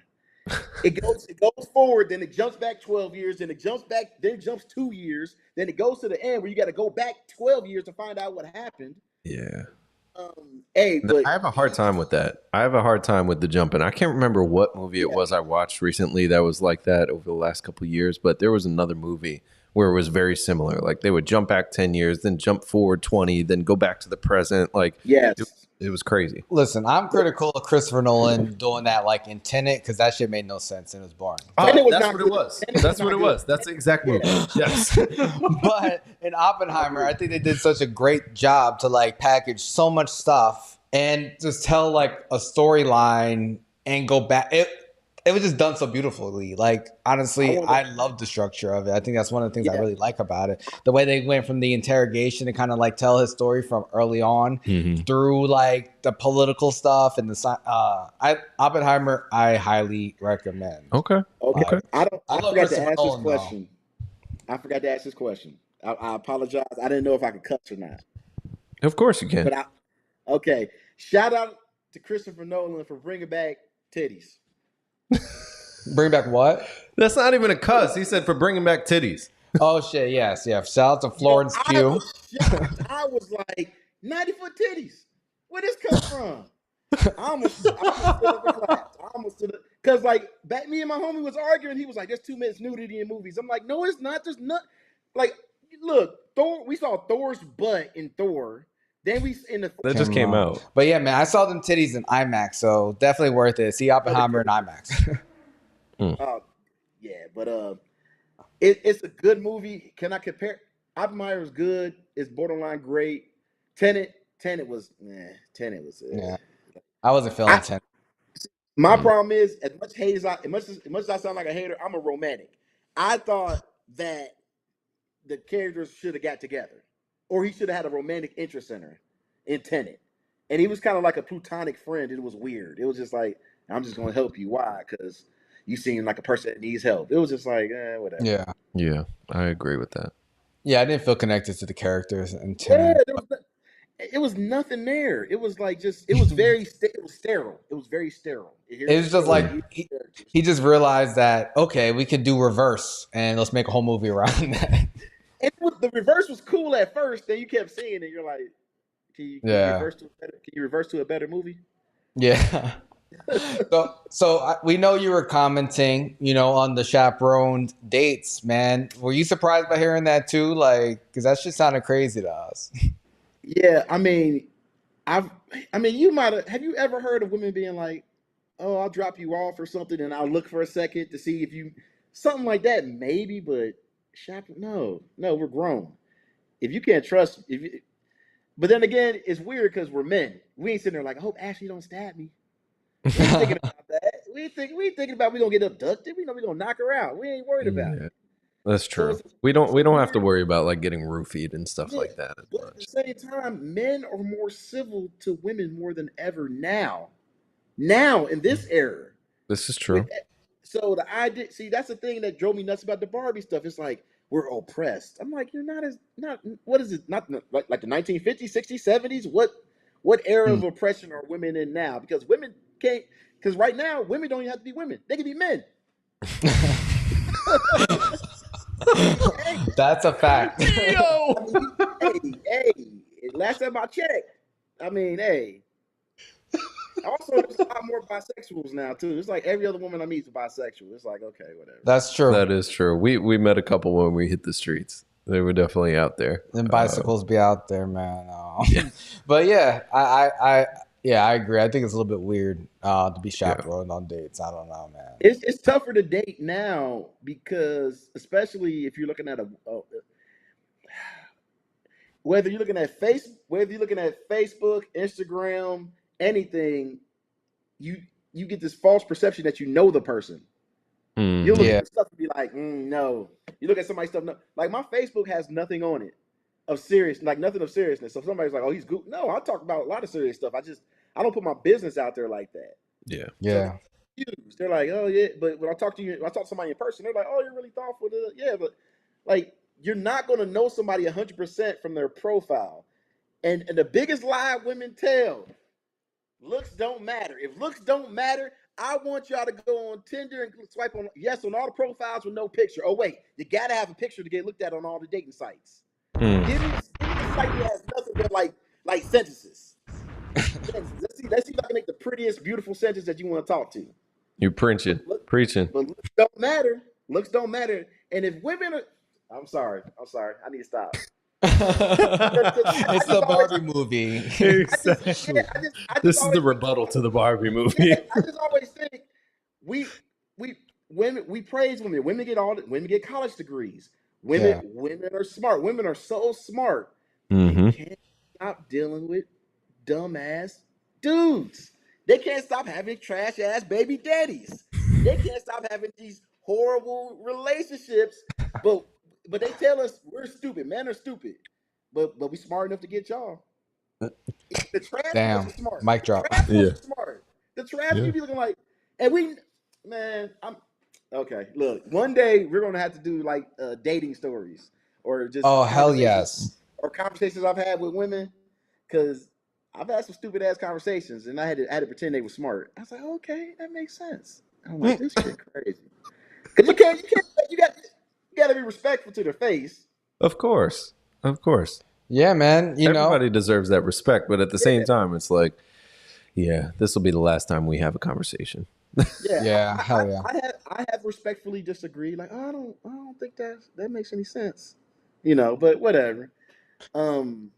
Yeah, it's Cincinnati, man. If you want to have us, on your platform, we'll be happy to come on, tell some dating stories. You got your YouTube channel. What are your plans for the rest of the year, man? We know you just started. You put up a lot of content. Super impressive, bro. Yeah. My plan is I want to have my friends on. I got my sister on. I just want to have interact. I like talking to people. I like having interesting conversations. My sister on this journey of watching all these 1950, 40s, 60s movies. She had me watching Rebel Without a Cause. Had me watch On the Waterfront with Marlon Brando. That was good. But hey, yo, you got to watch some westerns. Westerns are my specialty. Like I love westerns. Give me a western. Listen, you can watch Fistful of Dollars. You can watch pretty much any John Wayne, any Clint Eastwood, any. Dang, you put me on the spot real quick. I mean, The just Rifleman, like those are some of like the TV. Rifleman is like the classic. That's the old fashioned TV show ones. I used to see that come on every once in a while. Like, man, this is crazy. I like some of those episodes, but okay, $50. Do you have an episode for movie for me as well, Julian? Shit, I don't have no old movies like that, bro. Troy, you got anything for Cincinnati man? Any suggestions? Western wise, I just watched Unforgiven with Clint Eastwood and Morgan Freeman like 2 months ago, which was really good. Yeah, that was cool. And Tombstone's a classic, great cast. So I mean, those are my two Western recommendations. It could be music as well. Like I'm open to pretty much whatever tends to interest me. Like I listen to Harry Styles. Oh shit, he won the best album of the year, the Grammys. It was a solid album, but it wasn't the way I see it. If you going to win album of the year, you better have that Justin Timberlake album. They robbed Bad Bunny, man. They robbed Bad Bunny. What's funny? I would say, I can't understand them, but then again, I love Bones, so I guess I gotta just eat it. Listen, bro, I understand like one in every 5 to 10 words, but at the same time, you feel the vibe, and when you go out, you hit the club, you hit the rooftop party, something like that. The ladies, I haven't been to Cincinnati, but I gotta believe even out in Ohio, they were turning up to Bad Bunny. Yeah, man, I'm gonna tell you right now, Ohio, Cincinnati is very relaxed. They got some club. It's not a big city. It's a big city, like people know the name, but it's just more of a chill spot. I used to Uber drive. New Yorkers would come here and get mad because it was quiet. Because they gotta hear noise. This lady had a noise machine she slept with, but she came here to relax. That's what she said. I was just like, okay. I had somebody else come from New York. They was like, your downtowns are weird. Why? He's like, I can put my hands out and stretch them. I can put my hands out and stretch out and not touch anybody. And I'm like, okay, like that means it's a relaxing day. I don't, I'm terrified to come to New Jersey and New York because I know I'm a tourist and my dumb ass is gonna be looking up like this and people gonna be pushing past me. Get out of the way. I heard stories about that. They can tell who's tourists because everybody's looking around like, what? And they're like, look, we ain't got time for this. Yeah, it's definitely a different environment, but once you get accustomed to like the faster pace and the amount of people over here, you can really enjoy yourself because pretty much any day of the week, if you want to do something, you can find something to do in New York. Whereas other cities, when you go to them, they'll be dead for like 4 days out of the 7 days of the week. Yeah. Oh yeah, that's here. Yeah, and you'll never be the only tourist here. Like there's a ton of tourists. So you will never be alone. Exactly. And if you ever make your way here, we'll definitely show you around, bro. Like you can come with us. We know where it's at. We just hit the streets. We just did street interviews in the city. So, I would love to do that. I would love to do that. I would love to. Yeah. Hey. Here's my question. Since I'm from it's funny. You should look up the population. You'll be like, what the? That's a city. But Cincinnati got like 1 million people. That's it? Probably. Not like, man, it might be like 300,000 or something like that. Oh shit, for real? Oh shit, he's right. It's 310,000. Damn, that's crazy. And like 15 years ago, it was like 190 or something crazy like that. Wow. Damn, Jersey City might have more people. We got so large. They had a family. They're starting to give us different area codes now because we got too many people. Wow. We always had one area code. Now they're like, hey, we got to get this. But wait a minute. So who's y'all sports teams again? Who are y'all teams? So I root for the Eagles, and then the Blazers, but until Damian Lillard gets traded. Yeah, man, I root for the Knicks. New York Knicks fan. I used to root for the Cowboys, but I don't really watch football. And yeah, Troy, you a Mets Jets guy, right? Jets. Yeah. Oh man, the poor I'm seeing all this hype for the Jets. So I don't know. This sounds, oh man, I'm a little nervous about that. A lot of pressure for them. Yeah, but how have the Hard Knocks been? Like, if you guys watch, like, I watched it. It's pretty good. Yeah, it's good. It's Troy, how's it been, man? Like, yeah, I mean, again, I'm not buying into the hype. It's still the Jets at the end of the day. I've been a diehard Jets fan. I'm realistic, but Hard Knocks is good. I mean, as long as we can stay consistent, I think we'll be in every single game, whether we win. who knows? But I think as long as we're able to compete, I'll be happy. Listen, the way I view it, the Jets were a top 4 defense last year, and they just added one of the greatest quarterbacks of the last 10, 20 years. So all time. Yeah, possibly all time. That too. So even though he's old, even if he is old, I mean, he got Garrett Wilson, who is great, and then he's got some other nice young receivers. So I think the Jets are going to make the playoffs for sure. Yeah, but the Eagles, hey, y'all loaded, man. I'm terrified of them. I'm terrified. Yeah, man, I'm looking forward to this season, man. It's the revenge season. Oh, it's for me too. I picked like 5 Eagles players for my fantasy football league. I was tripping. I did. That's a bold strategy. That's a lot of stacking right there, man. That's a lot of stack strategy. So who's better? Who's better, Joe Burrow or Jalen Hurts?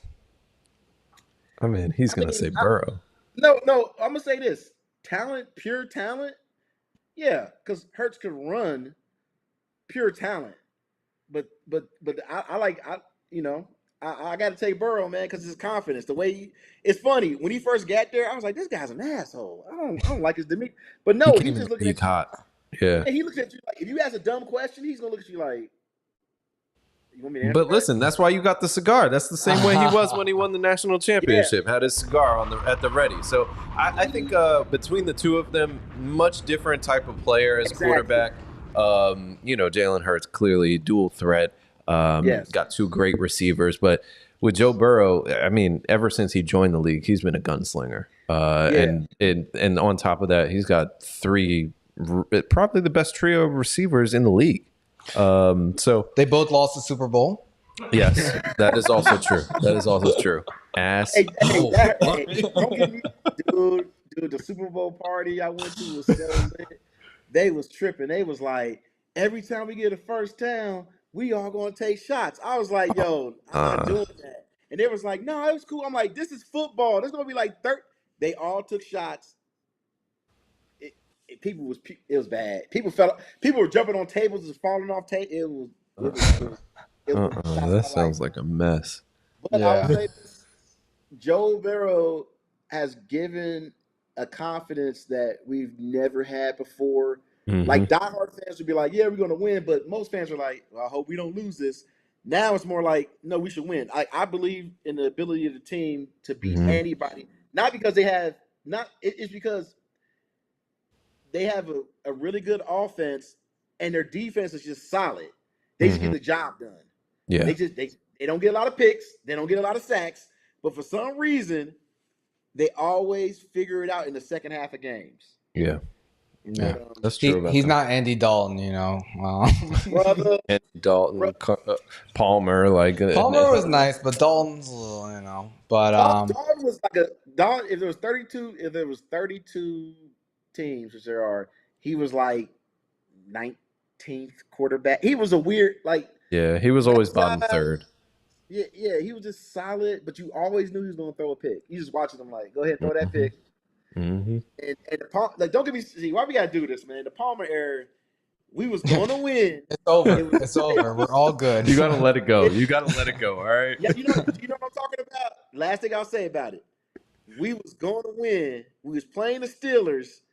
They decided to fight them on the field and get hit with 50 penalties, and they kicked the field goal and won, or something crazy like that. We were winning the game, and they started throwing hands for no reason. God. What was that guy's name? Perfect? Yeah, Perfect. Yeah. What he did to Antonio was still, we still see the results of that today. It's oh my tragic. God. Hey, look, I am a Bengals fan, but I have to admit something. My friends make fun of me for this. I am a huge Tom Brady fan. So I can't stand Antonio Brown for what he did when he walked up. They could have won that Super Bowl. He want to lose his mind. Man, I still can't. He did my boy Tom like that. He did my boy Tom. Look, I like Tom because of his underdog story. I'm gonna keep it real. Yeah, he's got an underdog story. That plus, you talk about the mentality, the cockiness, the personality, and stuff like that. Tom, after he got those first couple championships, you couldn't tell him shit. And he lost his wife. Shout out to Tom for the game. Yeah. For the game. Yeah, he the did ultimate lose sacrifice. But Hey, yo, he got a bad. He got somebody badder than her. that's true. He got Bradley Cooper's ex. He does. But yo, Cincinnati, man, we appreciate you joining us today, man. Everybody go subscribe. I am Cincinnati Man on YouTube, Instagram. Are you on any other platforms, bro? YouTube, Instagram, TikTok. Okay. Twitter. Nice. But I'm gonna get some information on how to I don't know how to set this up. Once I know how to do this and get people in, I definitely want to have y'all on for the date. I want to hear dating stories. I want to hear that. Oh man. Sounds good, man. Sounds good. It'll be fun. And listen, any other shameless plugs you want to add in before we let you go? Okay. Shout out to my homie at The Bad Habits. He's on YouTube. I want to thank you, gentlemen, for having me on. I love what you do. I want to shout out my friends, Amber, James, there's Chris. There's so many. Anyway, I appreciate anyone and everyone that listen to this. And at the end of the day, podcasting is about building a community. That's true. And the way we can move forward with anything you're trying to do is about the people, about being true to yourselves. And that's what I do. I like to connect with people, and this is all fun for me. So this is like a dream come true. I appreciate it. Thank you again. No doubt, man. No doubt. Thanks for joining us. Thanks a lot, Cincinnati, man. Till next time. Can't wait for the dating stories. We're definitely going to link up. Yes, sir. I had to go to work at 4 a.m, so I'm about to go sleep. All right, man. Get some rest. Peace. Yeah, peace. Oh, man. That was great, yo. Shout out to Cincinnati, man. That was fun. Oh man, yeah. Shit, yeah. Sounds like even in Cincinnati, you got some crazy ass women out there. Is that what you got from the Barbie movie review? Yes, for sure, for sure. Shit, man. Yeah, that was great. It's crazy, yo. We got a lot of topics. We talked about a lot of married couples before we left off because the one actor, she was having an affair. But, a lot of people get divorced in marriages. So, I think the divorce rate is over 50%. But this one poll, they reported the top reasons Americans get divorced. They did. And it was so interesting. I mean, there were a lot of different common causes, but the top one, ironically enough, was family support.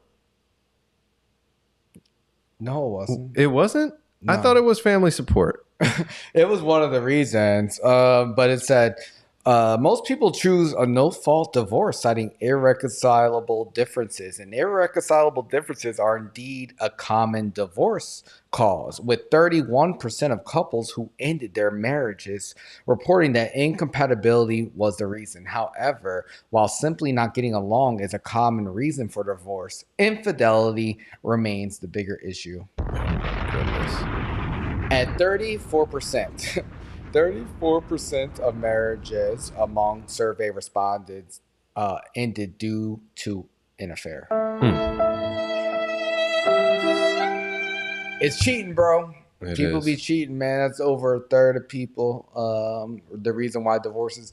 I mean, does this surprise you since you thought it was family shit? I mean, I'm rereading it now and I'm seeing that was one of the common causes. It was family support, lack of intimacy, too much conflict, and financial stress.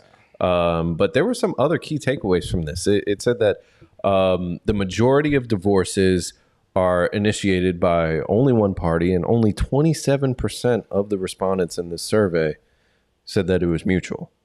Damn, that's a low percentage. Yeah, right. Marriage is supposed to be like, a partnership. And it seems like these divorces are a little bit one-sided. I guess that's a reflection of one-sided marriages. We talked about the ultimatum earlier. Do you think a lot of these marriages start off on these shaky grounds where one person wants it more than the other? And, maybe they, are not in agreement before they tie the knot. It could be that. It could be,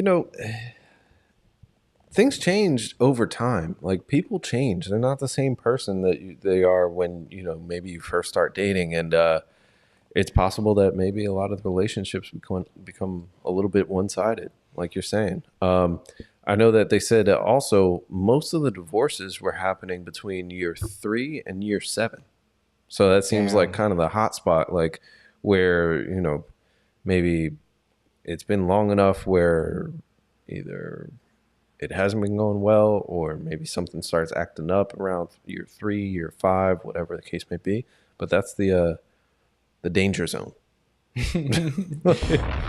The danger zone. 3 to 7 years. I've heard of the 7-year itch. I'm not sure how long Tom Brady was with his wife, but you know, she made him choose. You know, she made him choose football over their marriage. But I didn't hear of any infidelity. But you know, infidelity is the highest reason from this survey, man. And you know, do you think that that's valid? Because I mean, you know, we talked about alternative lifestyles a lot. You know, like, you know, people who are non-monogamous, and marriage is kind of the foundation of it is monogamy, you know, being with one person.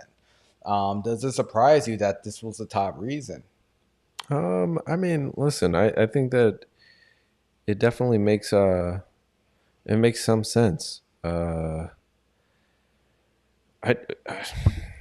don't know. There's a bunch of different things that they have on here. They have family support, extramarital affairs, but that's not the top reason, man. Dude, it is according to what I'm looking at. What do you mean it is? I'm looking at the survey right here. It says 43% lack of family support. Where? Right on the Forbes Advisor thing. Listen, I'm going off of the article that I think you missed it. Where?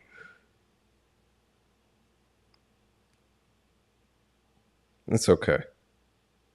Right in that under paragraph, it says, despite the lack of family support was the leading factor of 43%. But anyway, regardless, there's a bunch of different reasons why people are getting divorced. So I think the interesting piece is that there's less reasons why people are getting married. The top reason why people are getting married, first, financial security, then companionship, love is number 3. And then they have formal act of making a commitment to start a family, convenience. Those are all like farther down the list. Then why do you think, you know, if lack of family support is the top issue, like what do you make of that? Like, what do you think about that? I wonder if it's maybe like people feel like they just go into their relationship and then they're left there. I don't know. Because, like, you know, we talked about the Ultimatum, right? And sometimes they bring their family into the show. Some people just aren't on camera. But I always question, like, when people don't have their family involved, like, how are you pressuring someone to a marriage and your family won't even support you in this initiative? Do you think that's a big factor? I mean, you know, we've talked about this in the past, like, you know, asking, you know, someone's parents, you know, for their permission or their daughter's hand in marriage. Like, as a man, traditionally, a lot of people feel the need to do that. Do you feel like with things progressing that people are missing that step and not getting that support, or is it a generational thing, or what do you think it is? I don't know. I think we've talked about this before where, you know, nobody teaches you necessarily how to date. Nobody teaches you how to have a successful marriage. You're supposed to just like somehow know how to do it based on your experiences from your parents or something like that. Like you don't learn this sort of stuff. So maybe they mean lack of family support because once they get married, it's like the family maybe doesn't want to have anything to do with what their marriage is like. Like nobody's asking about, oh, how is your marriage going? Like, I mean, maybe those are weird conversations for people. I don't know. Well, we just had another story that said, you know, a couple got married and the woman cropped out the man's son from the pictures. Is that an example of this, you think? I mean, that was self-sabotage on her part. She didn't want the support of the son at the wedding. She was like, get this little kid out of here, this 12-year-old. But I don't know. I don't know. Honestly, I was a little surprised to see family support being the first thing. I figured that it would have been like, I don't know, like extramarital affairs, which was the second one, but then like conflict, arguing, financial stress. I feel like those would have been a little bit higher on the list. Parenting differences is 20%, which is a solid number. I don't know. I don't know, but it's definitely interesting. A lot of people getting divorced. Yeah. They said 59% of the people who dissolved their marriage in the first year cited a lack of compatibility. Yeah, it's weird. Now I'm looking at they had the factors on getting married. Okay, now I was looking at the New York Post shit, but now I see the chart you're looking at. Yeah, it said the factors for getting married, financial security was number one. Yeah. Do you think It's definitely not for the men. You know what? Let me not stereotype. The majority of that is not for the men. yeah, you never know. Things are different nowadays. But do you see any now that I'm looking at the polls, because the New York Post article was a little misleading. Yeah. Now that I'm looking at the polls, like, do you see any correlation between like the reasons people got married and the reasons people got divorced? Because I haven't really reviewed this. I'm trying to look. It doesn't look like it, honestly. It seems like there's maybe the compatibility and the companionship piece, those match a little bit.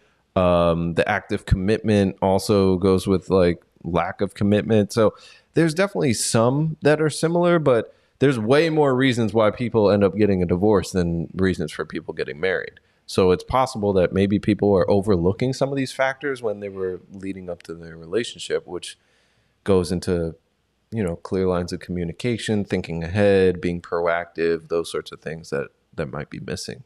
Yeah. I mean, looking at the results of the survey, I mean, obviously people were checking multiple of these boxes, you know? So I think the lack of family support is probably just more in common,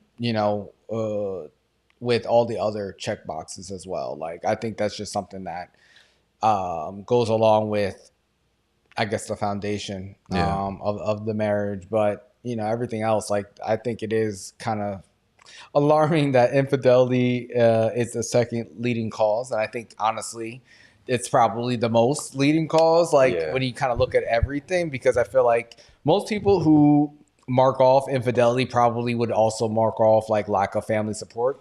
But hey, this one woman, she was married. Her husband stepped out on her, and her family did not support her getting back with him, but she did, and she said it was the best decision of her life. Look at that. She's a real one. She is a real one. Shout out to her. This story was pretty interesting because the guy was a bartender, and he was with his wife, and they would have sex, and she basically said, like, my mind, body, and soul told me that something wasn't right. And then he said that he had found somebody at work and had, cheated on her and things like that. And then she asked him, okay, well, do you feel the connection is strong enough for you to leave your kids? And this dude said, yeah. And then he just dipped. He dipped, but he came back, In 2 days. In 2 days, he came back. 48 hours. On his hands and knees, begging her to take him back. I made the worst mistake of my life. That sounds like a man who wants his family back. That's right. That's right. That's what Kanye should have did. He should have came back in 2 days. He came back, man, with a lot of things, but hey, it didn't work out. He's remarried. Shout out to Ye. This Texas woman who was separated from her cheating husband after he admitted to having an affair with a work colleague. Has taken him back like it was the best decision of her life. She's 29. Started dating him, 33, in 2014. They were together for a while. They were married for 4 years, and she was like, I knew something was off.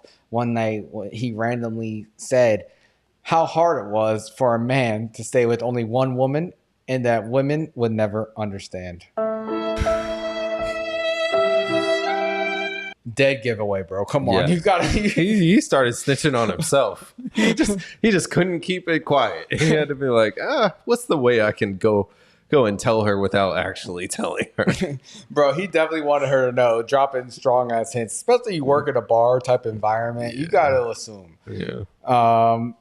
But yeah, man, this was October. She finally confronted him, and he confessed to having an affair with the female coworker. This is when, he described the coworker as his soulmate, bro, and said he'd fallen in love with her. And after he said that, she asked if he was choosing her over the kids, and he said yes. Savage.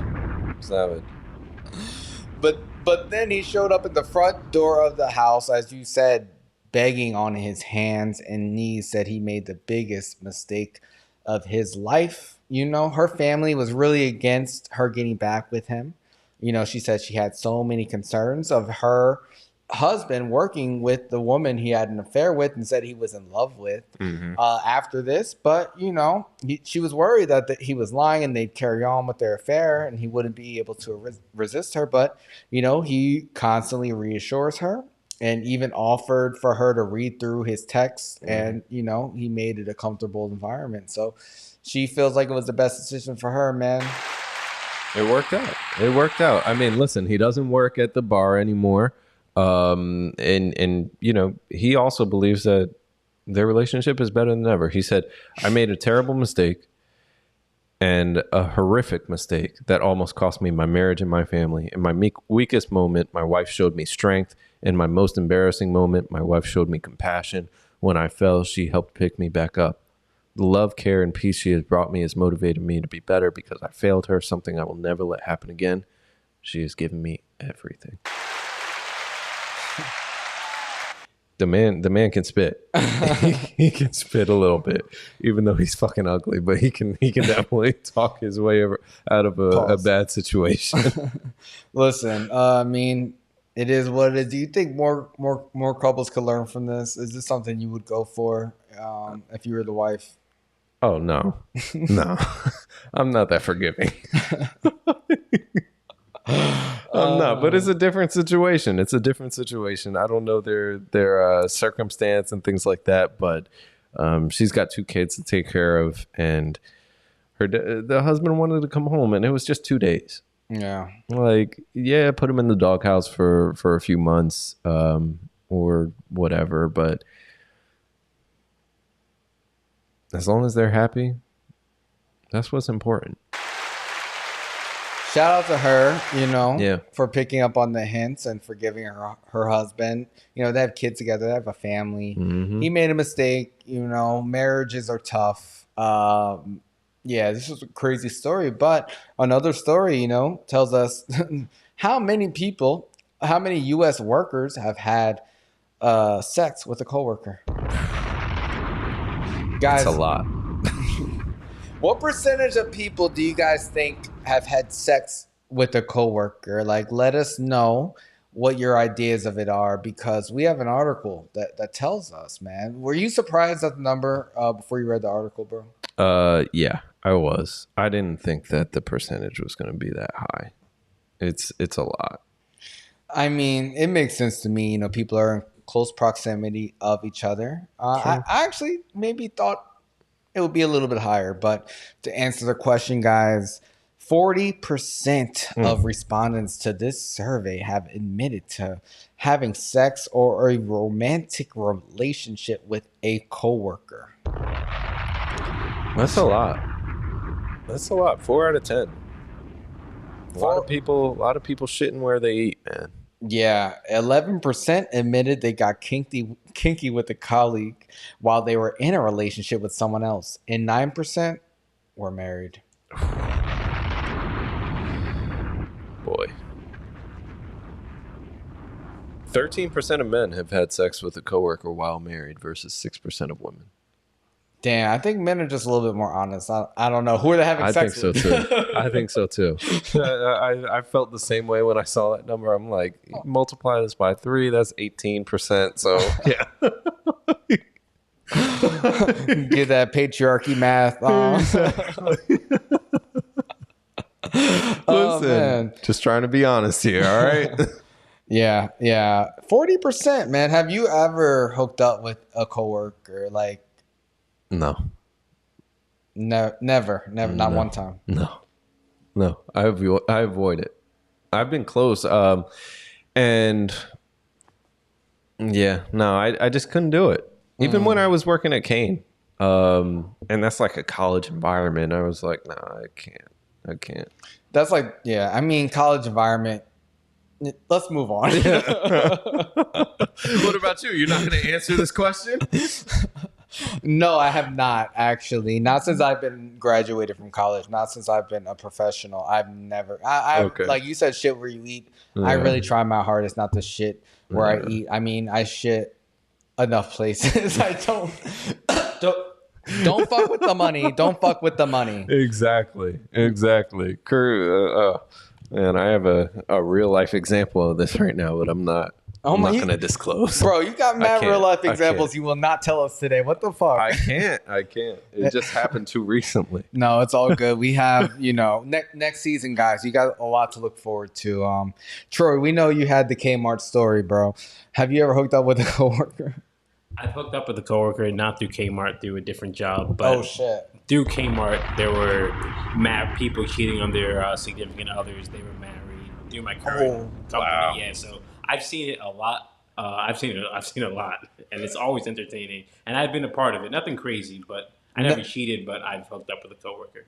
A previous company I worked at, there were two very senior account managers, and they were having an affair the whole time. And the one guy, he had his partner was overseas in Europe, and then her husband was some executive for a movie company or something like that, and he was always on the West Coast and traveling back and forth. And the whole time they were cheating together, and now they've got a kid and everything.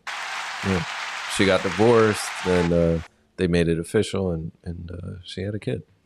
A Me Too gone right. We love it. Oh my God. I mean, it happens. Troy, were you surprised at the 40%? You think it would be higher? No, I guess that makes sense. I think I'm not that surprised. Yeah. Mm-hmm. Wow. Yeah, I really haven't hooked up with coworkers. No, not since I've been a professional. Yeah. I've been close, but I avoided it. Yeah. And let me clarify, when I say coworkers, I mean people that work in the same team, department, something like that. In the company or something, that doesn't count. What are you making up? That's not rules? A coworker. Yes, it is, motherfucker. You're lying. If this person works in a different part of whatever, that doesn't count. It does count. It 100% counts. Troy, do you not think it counts? I don't think that. I don't think that counts. It definitely counts. Yes. If you work at a 10,000 person company and this person works at a completely different part of it, they're not a coworker per se. You work for the same company that's literally a coworker, motherfucker. Is that? Yes. I disagree. Whatever. You're making your own rules up, motherfucker. I can't deal. Whatever, man. But we have another poll. We have another poll that says, the professions, that are most likely to cheat for men and women. Did you get a chance to look at this? No. Okay, don't look at it then. Don't look at it because we got to see, are you surprised by the results? What do you think is the top profession for a man to cheat, and what do you think is the top profession for a woman to cheat? I would say for men, I would maybe probably I'll say academia. And then for women, I would say bartending or something, or hospitality. Okay. Troy, do you want to give any guesses? Did you read it? I read it, but it's not top of mind. Okay. Do you want to give a guess then? I think, again, I saw this. It was administrative assistants for women and men. I don't remember. Okay. I'll give you the top. For men, it's those in a managerial position. So anybody that's a manager. Yeah, those in power, that's what, Me Too. No, I get it. I'm just saying regardless of industry, just any manager. Yes, that's what they gave. For women, medical assistants and nurses, man. Them scrubs. Yeah. You know what? I forgot that because we talked about how disloyal those women are. It's late hours, You can't trust them, man. The top they experience a lot of like bad situations that makes the hormones go crazy or something. I don't know. It's a lot, man. The top professions of women who cheat are medical assistants and nurses, number one. Number two, unemployed. That's messed up. That's not even fair. That's not. Number three, administrative assistants. Then those in a managerial position, and then teachers, which we've experienced in high school. Men, it's those in a managerial position, which actually correlates with the administrative assistants, which makes sense. Engineers, managing directors, sales managers, and construction workers who catcall. Wow. Yeah, none of those are really surprising. Nah, I feel like everybody cheats, but nurses and construction workers, like I feel like, I don't know. Anyone who's a Halloween costume probably fucking cheats. Halloween costume. I don't know. Yeah, your mom said definitely teachers. It happens a lot in schools for sure. Those teachers, man, they be messing with each other, with students, parents. Like it goes deep in those schools, man. But man, people be cheating all the time. This one man in Italy, he's a millionaire. Mm-hmm. He's a millionaire. He was engaged to his beautiful fiancé, and at his engagement party, man, he called her out for cheating on him.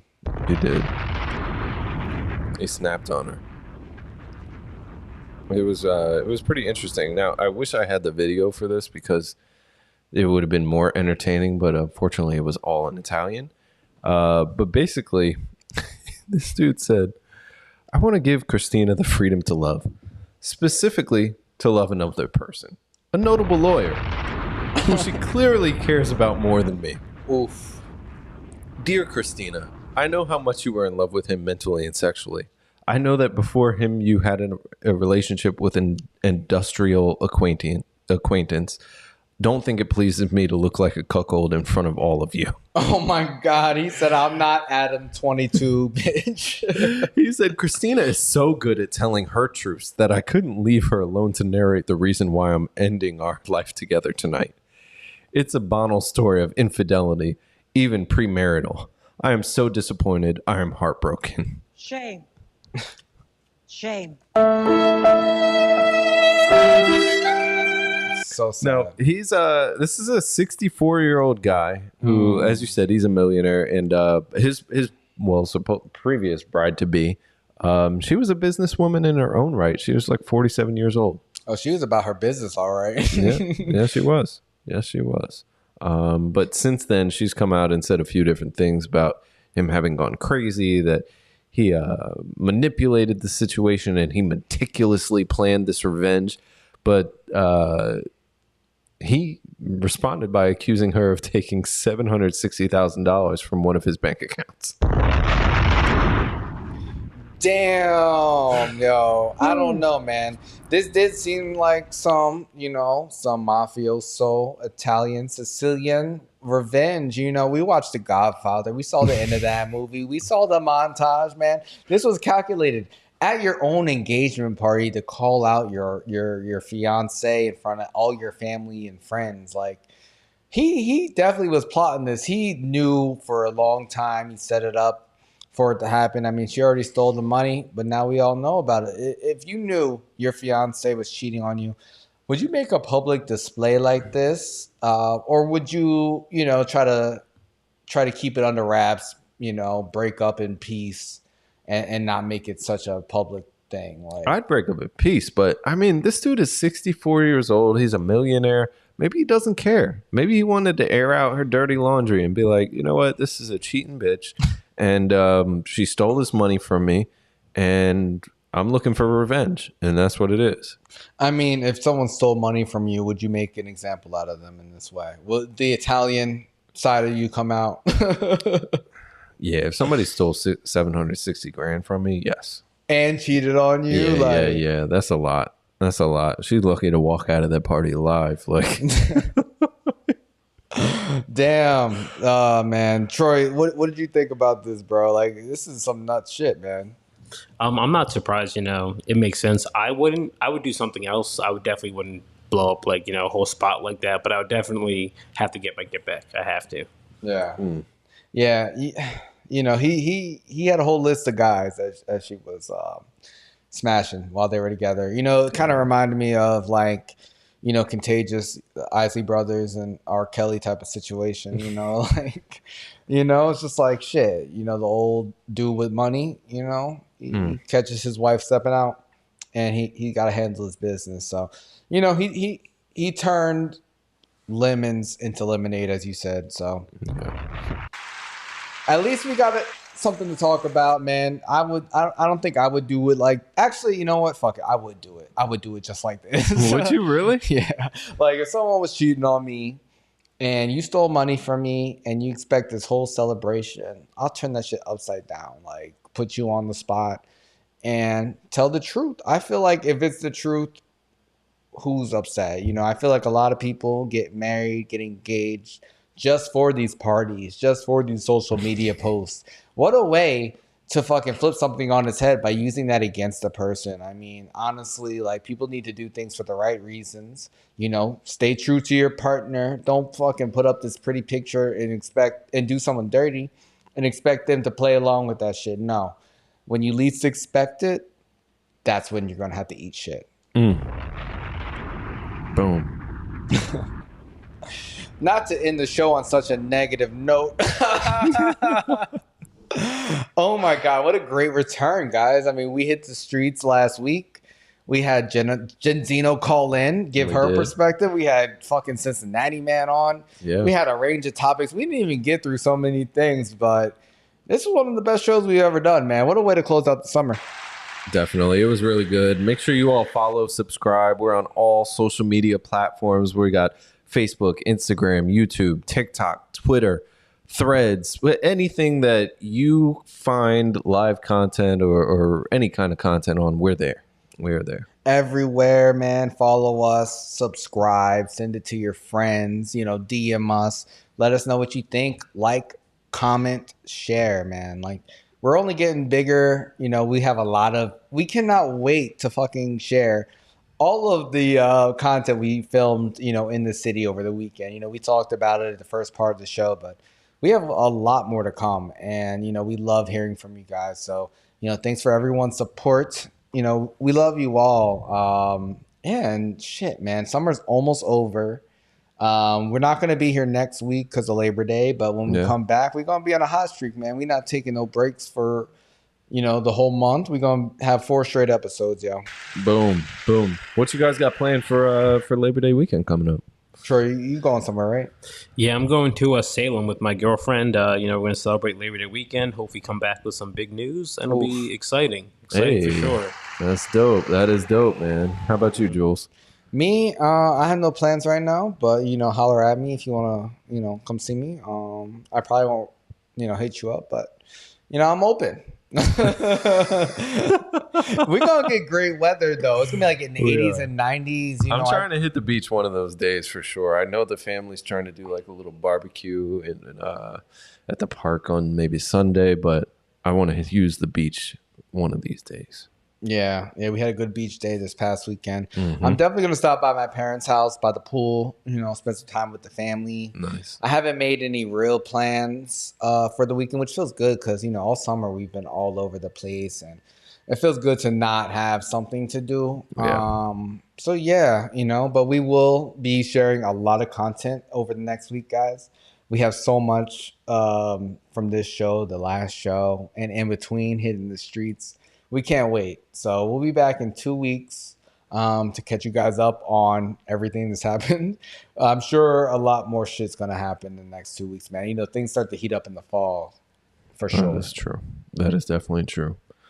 I guess we will see y'all soon. Enjoy the holiday weekend. Enjoy the hot weather. It's been crazy out in the Midwest. They've got like 100+ degrees, 115, all that kind of crazy shit. Stay cool. Shout out to Florida. They got a hurricane coming in. That's right. Prayers to them. Hopefully everyone's safe out in the Caribbean. It's hurricane season. there's really nothing you can do but evacuate. But yeah, hopefully it's not too bad. Hopefully people are able to enjoy their Labor Day. Don't work too hard, guys. People who have jobs, because shit happens, man. This economy is a little bit shaky, but we're gonna be back in a couple weeks. And thanks again to I Am Cincinnati Man. Everyone go follow and subscribe to his YouTube page, man. A lot of great content. And I can't wait to hop on his platform, like pause, but it's gonna be fun. Definitely, it'll be a good time. I can't wait to talk about some of these stories. Yeah, man. We have a lot to share, guys. So, like, DM us, subscribe, follow, share, and we'll see you all in 2 weeks. Peace.